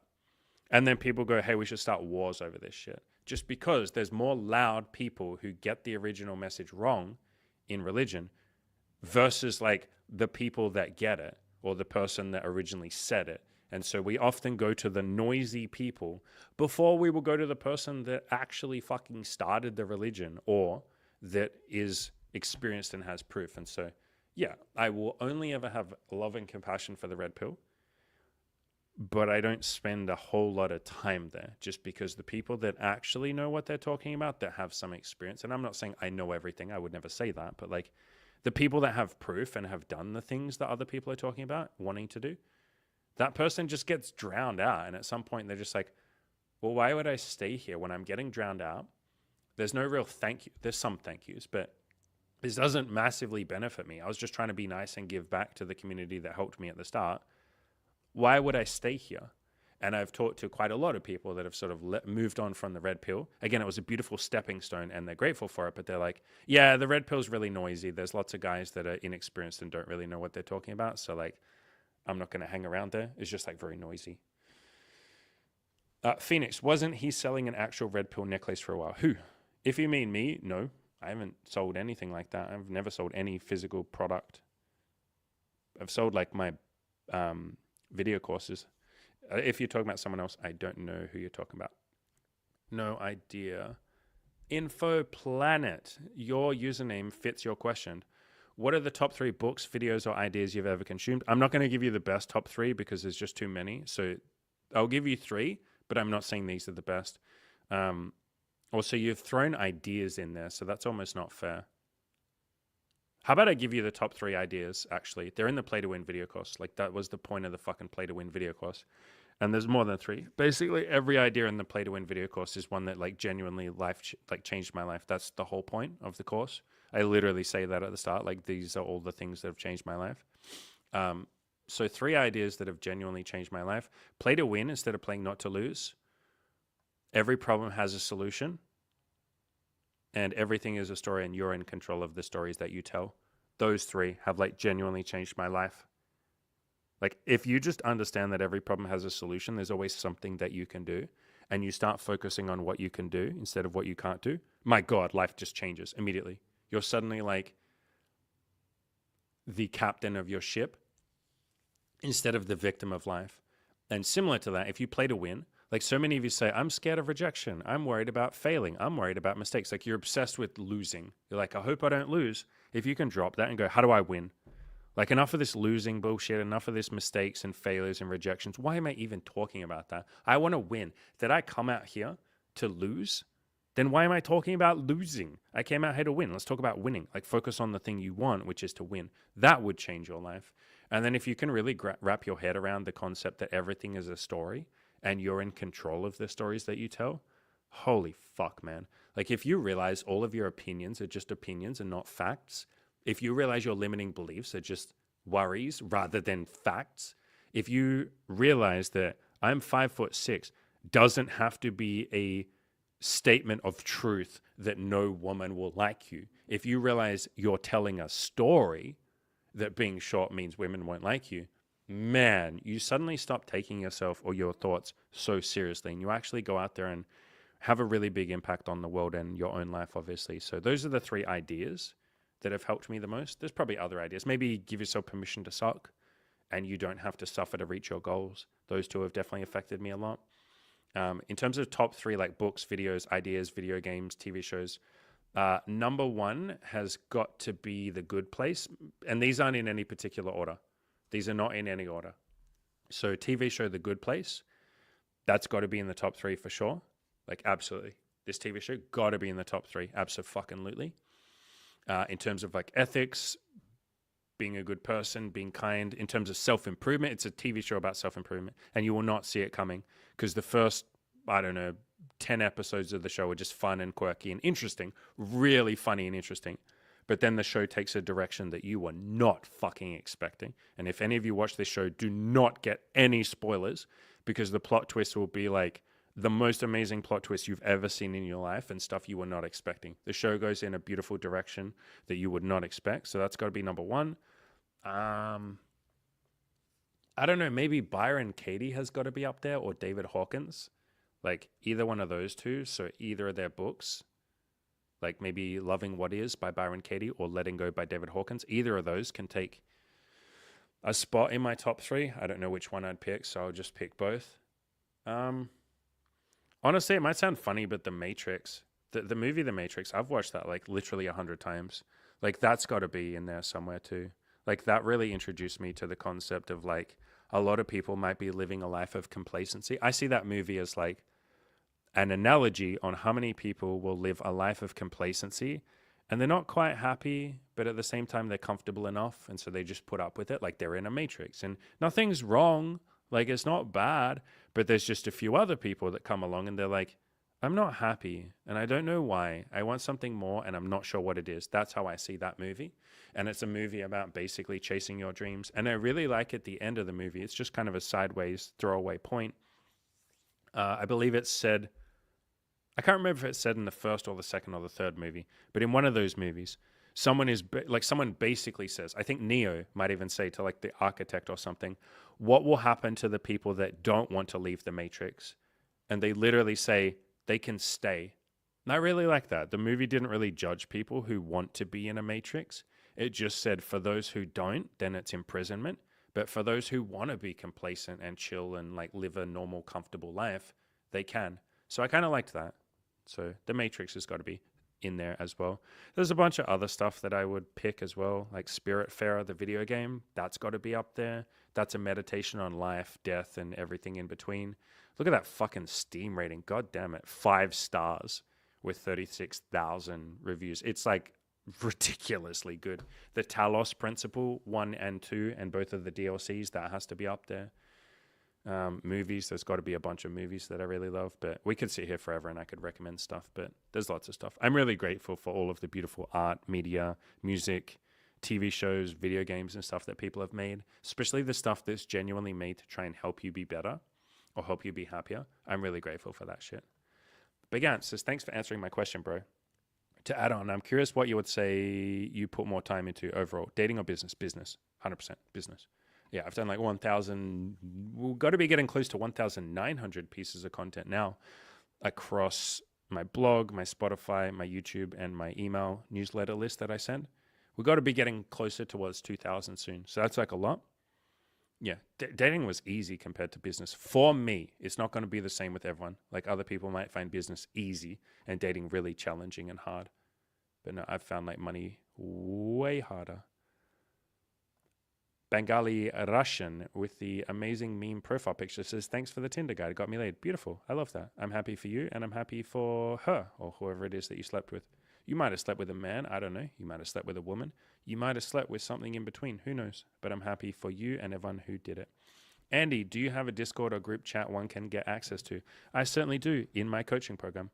So part of the coaching program is you get to be in a members only Discord for the rest of your life and have the coaches in there coach you. So you literally get coaching forever. So yes, that is literally in there. Would I make, I've been asked this before, would I make a private Discord or group chat for free? Fuck no. We had that. We had a forum and it became at some point too much to run. So I handed the forum over to other people, and you can still find that if you Google winner within forums. I handed it to other people. I said, this is my baby. Look after it. It's yours now. Do what you want with it. You know, took my name off it and all of that. So no, it's just too much effort. Way too much fucking effort. 100% too much effort. And effort in ways you probably wouldn't predict. The biggest amount of effort for a forum or a Discord group or a group chat is moderation. Like moderating people. Because 100% people will come in and say wild shit that you wouldn't expect. Like people would come on the forums and be like, hey guys, like where do I get drugs from? And we'd be like, what in the fuck are you doing, bro? And then, so we'd be like, look, dude, okay. You delete the post and then you'd be like, bro, come on. Like, please don't post questions about fucking criminal activity on here.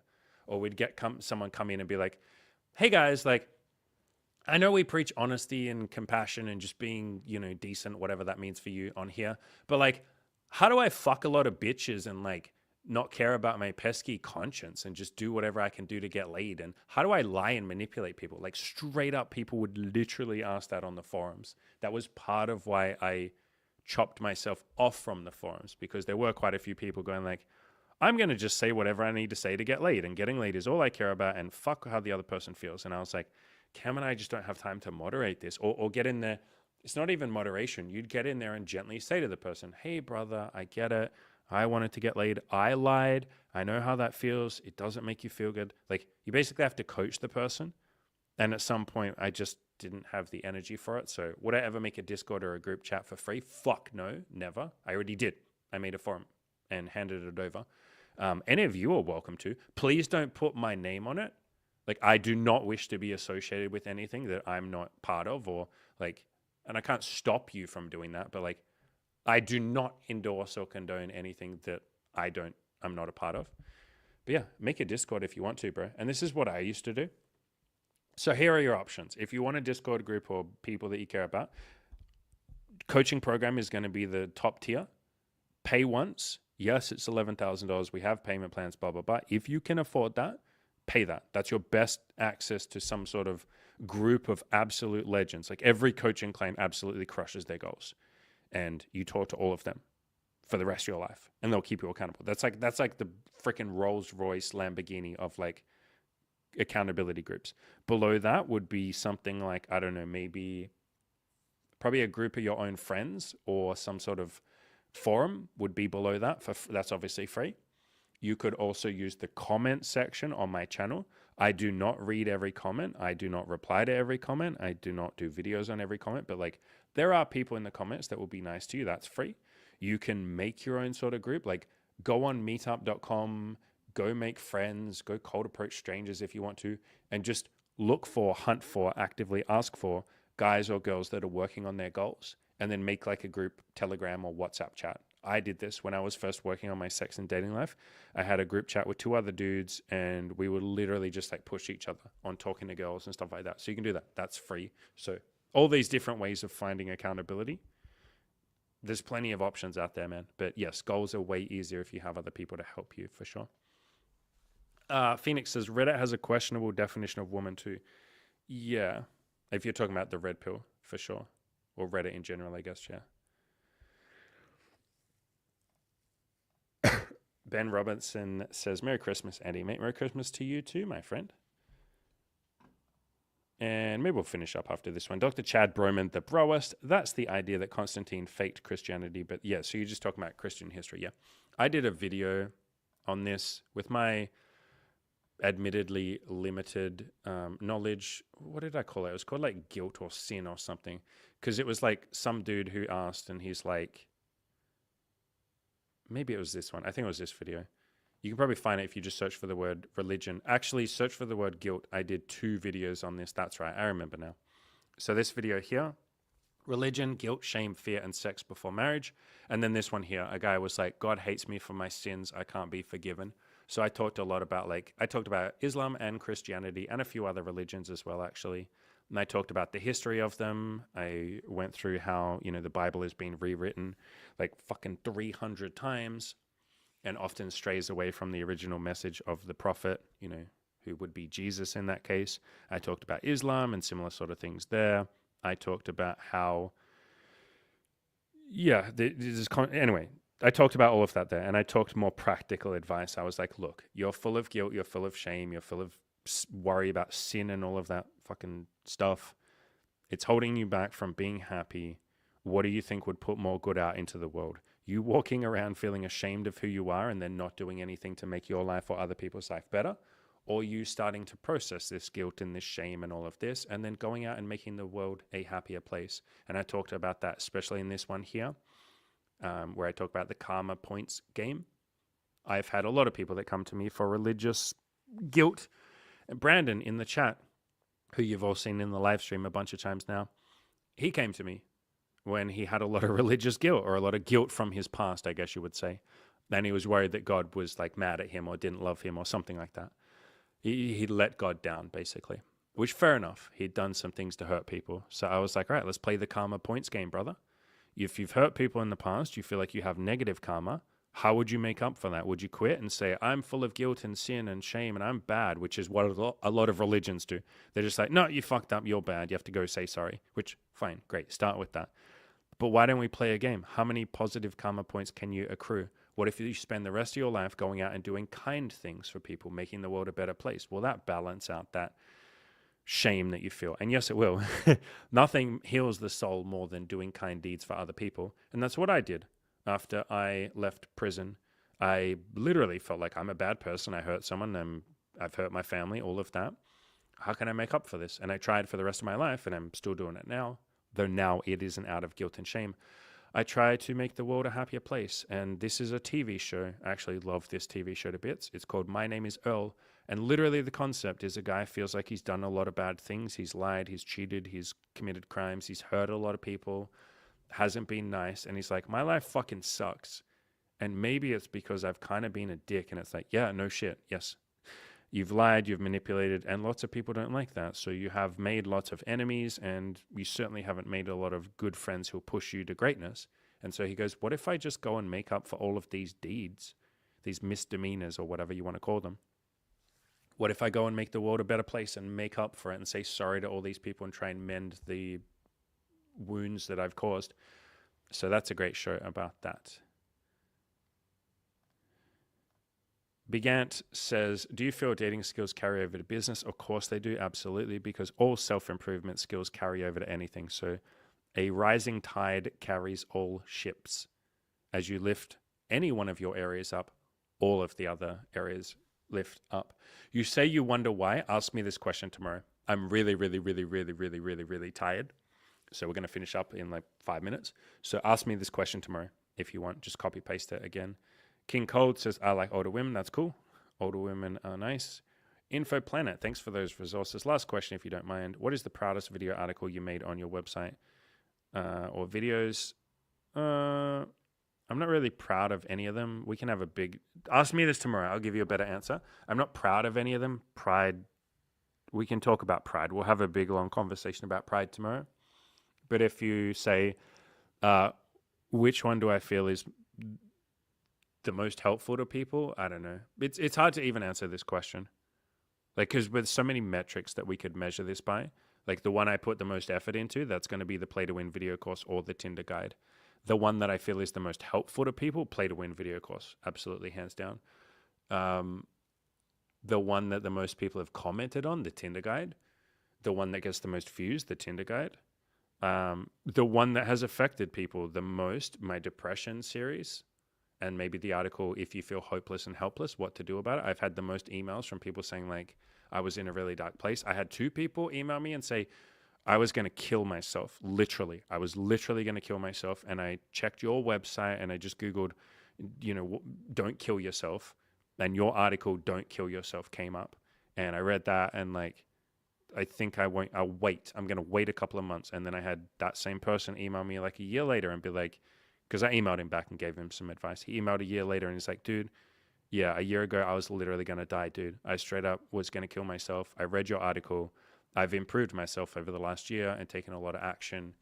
Here's my life. Here's a photo of me, and look how happy I look. So that, yeah, it's hard to measure. Isn't it hard to measure, like, what is the best? You're basically saying, what is the best? Like, I can't really answer that, dude. Like, I like most of what we've put out. I'm appreciative of everyone who's helped me write it. That's why I say I'm not really proud of any of it, because I didn't write all this shit by myself, did I? All of you helped me. All of you read it. All of you were here for me. All of you gave me the ideas. Other people gave me the ideas. Most of what I write, or let's just say all of what I wrote on my website, I didn't come up with those fucking ideas. Like, other people gave them to me. Like, none of the ideas in any of your heads, you didn't come up with them. Someone else gave them to you. We claim ownership of them, and then we feel pride about them, but it's like, they're not your fucking ideas. Someone else gave them to you. So I like to have gratitude for the people that gave me those ideas. But anyway, we can have a deeper conversation about that tomorrow. I appreciate the question. I like the question. It's hard to answer, though, because there's so many different metrics we can measure by. Andrew says, that's beautiful. Yeah. How do you think I felt when I got those emails?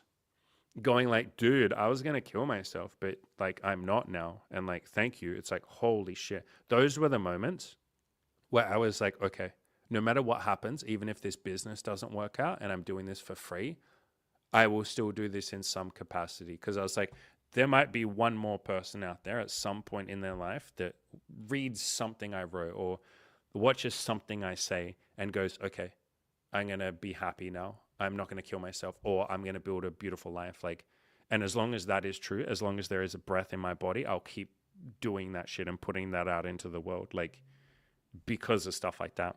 Other people have been very honest and like vulnerable and told me how much some of the stuff has helped too. So that helps a lot. Ravi, you know, my good friend Ravi, he's a person that will tell me like every few months, he'll be like, dude, I just want to say thank you for you. Like, you genuinely like really changed my life. So yeah, it's beautiful, isn't it, Andrew? It's really nice when you get to be a part of that. And at some point you feel like, fuck, man, like what a beautiful gift I've been given. Like, think how many people helped me to improve. And then it's so easy to give that back and just say the things that are in your head. Like, this doesn't feel like work. There are times I might be tired or impatient or something, but I'm just letting out the ideas. And then people thank you for that and say, I'm grateful for you. And they're like, thanks, bro. You really helped me. You know, like Chapman here saying, thanks, bro. Like, and you're just like, what the fuck? Like, I'm just a witness to this. I'm not doing it. I'm just like sitting here and like the ideas are coming out of my head, but they're ideas that other people gave to me. And then I get to be part of this. It really does feel like I stumbled upon Disneyland or something, and every day is Disneyland. And that's why I'm just like happy to freaking be here. Cause like people will say, thank you, Andy. And I'm like, holy shit. Like, I'm getting gratitude, but like I have gratitude. It's just, it's nice. It's a weird, trippy place to be in, to be like helping other people. Because I never lose sight of the fact that I'm grateful for it. That's what I'm going to say. I never lose sight of the fact that like other people aren't necessarily in this position, like at all. And so like most people aren't going around going, let me help like 20 people today or 100 people today. They could, they're capable of it. But like Mother Teresa talked like this actually a lot, which is relevant to this conversation, because when she got the Nobel Peace Prize, she literally was like, I don't fucking deserve it. They're the ones, all the homeless people and the forgotten and all of that, they're the ones that are giving me shit. And like, then everyone gives me gratitude. And like people say, like, a Nobel Peace Prize, I don't deserve this. Like, these people are giving me more than I'm giving them. I just give them food and like I hold their hand. I tell them they're loved. Like, but they're the ones that genuinely make me feel like every day I get to wake up with a sense of purpose and love and gratitude and all of that. And she's like, they're doing more for me than I'm doing for them. That's how I feel. It's very much like, holy crap. Just the fact I get to do this is reward enough. The money on top of it is like an insane blessing. And I appreciate the money because then it makes me be able to do more of this, obviously. You know, if I have money to pay the bills, then I can spend all my time doing this. But yeah, it's a weird, trippy position to be in. It's really cool. I feel like, and I felt like this for maybe the last like 10 years, I feel like I snuck into the VIP section, like backstage after a concert or something, and I'm hanging out with all the artists and the famous celebrities and shit. And I'm like, why the fuck am I in here? And everyone's just like, hey, Andy, what's up, bro? And I'm like, you all are like famous and rich and cool. Like, why am I here? And not from a sense of like low self-esteem, but just like, why is anyone allowed in here? This place is like so special. Why do I get to be backstage? And they're just like, whatever, man, like you can chill. And you're like, okay, I'm grateful to be here. And they're like, sweet, bro. Cheers, man. I'm grateful that you're here. And you're like, what the fuck? Like, why am I here in this backstage VIP pass? This is so cool. And then I'm going to get my phone out and fucking film it all and send it all to all of you and be like, holy shit, you guys, like, look at this shit. Okay, I'm going to figure out a way that you can all come back here too, because this is fucking amazing back here. I want as many of you to come here too, because this is cool. And then I give you all the cheat codes. I write it in a play to win video course or whatever. I'm like, here's how to get into a backstage VIP section so you can all have a great time. Like, that's what this feels like. It feels like someone somewhere, for some reason, or multiple people, gave me all these interesting, weird cheat codes on how to be happier, how to be healthier, how to have more sex, how to have a more fulfilling relationship, how to add to the lives of people that you meet, how to build a business, all of that. And I'm just like, oh my God, I got the cheat codes. Like, I need to tell these people as quick as possible. Like, literally, that was the reason I made the Play to Win video course. I think I even wrote that. Like, yeah, I did. I literally said I'm reading it now, on the page where you buy the Play to Win video course, I was like, here's everything I've learned over the last 10 years. Like, this is how I got to this point in my life. This is everything that's in my head. I'm trying to like give it to all of you, because there was very much of, I even said, these are the like secrets to my success. And they're not secrets. Like, plenty of people say this shit and I tell you what they all are. It's just that the Play to Win video course explains it a bit better. But yeah, it's this weird position where you're like, I need to tell as many people as I can. I want these fucking people to know this shit, because this is wild. I can't believe you can have a life like this. It's probably how a lot of like Buddhists and people like that feel, or like Byron Katie or David Hawkins. The people that find a lot of peace and happiness are often some of the people who are like, oh damn, I'm spending my whole life spreading this because like this is amazing. I want to share this. Like, I want more people to feel like this. God damn, I want these people to feel this. So yeah, I'm grateful to be here. I'm grateful for whoever asked that question that prompted that whole conversation. Who was that? Info Planet. Thank you. That was a really cool question. Bengali Russian. Wait, does that mean you're from like Bengal? Is that what you mean? Like India? That's in India, right? Bengali? Bengal? Pretty sure that's in India. It's in India or like Sri Lanka or somewhere. It's the whole region in India. Yeah, see, I know my geography. Are you like Indian Russian? If so, that's cool. That's an interesting mix. That's really cool. I appreciate what you're saying. It's cool that you said you learned some self-love. Yeah, it's basically this statement. Lots of people hear the word self-love and go, oh, I don't want to do that. That sounds weird. And it's like, all right, okay, fine. Don't do self-love. But at least treat yourself like a fucking human being. Treat yourself the way that you do with other people. Are you decent to other people? Okay, then just be decent to you. So you don't even have to do self-love. It's just like, don't be a complete prick to yourself. I believe, yeah, I did. I wrote an article called Stop Being a Cunt to Yourself. And I literally said, just don't treat yourself like dog shit. And then you're going okay. Like, that's fine. So you don't even have to do the self-love. Just don't do the self-torture. You say, I just made a channel with my Bengali friend. I'm just Russian. All right, so a Bengali and a Russian. A Bengali and a Russian walk into a bar, make a joke out of that. All right, I appreciate all of you. I'm getting the fuck out of here. Bengali, Russian, you say, when I'm financially secure, I'll donate. You don't have to. You don't have to donate. I never feel like anyone has to. It's a nice thing for you to say, but yeah, I literally never think that any of you have to. I used to have a strong sense of entitlement, and that was a very painful way to live. I believed, I'm putting out all this content for free. These people should appreciate it and give me money. That was fucking painful, but I gave that up quite a while ago. So please don't feel obliged to donate. If you would like to, I appreciate that. If you don't want to, I appreciate that just as much. I appreciate you doing whatever you want to do. We'll finish with this. Jesus said, love thy neighbor as you do yourself. Yes, and he said, see in, I'm misquoting, but he basically said, see in the homeless and the forgotten and people in prison and people who are hungry, see me in them. And if you think I'm great, because a lot of people or a few people followed him at that point, like the apostles and the followers and that. If you're obsessed with me and you would do nice things for me, do it for the homeless person that you walk past 100 times a day. That was what Mother Teresa embodied. She literally was like, I am going to see Christ in each person that I walk past. And since I'm obsessed with Christ, like she was, she's like, I love Jesus and I would marry Jesus. Like, she was fucking obsessed with Jesus, right? Like, she's like a little fangirl. She probably had Jesus posters up in her home. Fucking wet for Jesus. And she's like, if I'm wet for Jesus, then shouldn't I be wet for the homeless person? Like, why is Jesus more special than that dude on the street that I walked past 100 times? That was basically the philosophy that made her go out there to India and just be nice to people. She's like, why am I walking past these people? But then I am obsessed with Jesus. Jesus ain't special. He was the first person to say that. So why don't I be nice to these people? So yeah, I love that, brother. All right, we will end. I appreciate all of you very much. I will see all of you tomorrow. And Imi might come. No promises, but she's back. She might come tomorrow. But she'll come at some point before we end these streams. But I appreciate all of you. You are all living legends. Go out there, crush those goals. Keep being you, because who you are is pretty freaking fantastic. Whatever your goals might be, whether that's money, relationships, sex and dating, fitness, health, friendships, whatever, we are here to help you make those beautiful goals come to life. Ed did it. Taylor did it. Harry did it. None of them are special.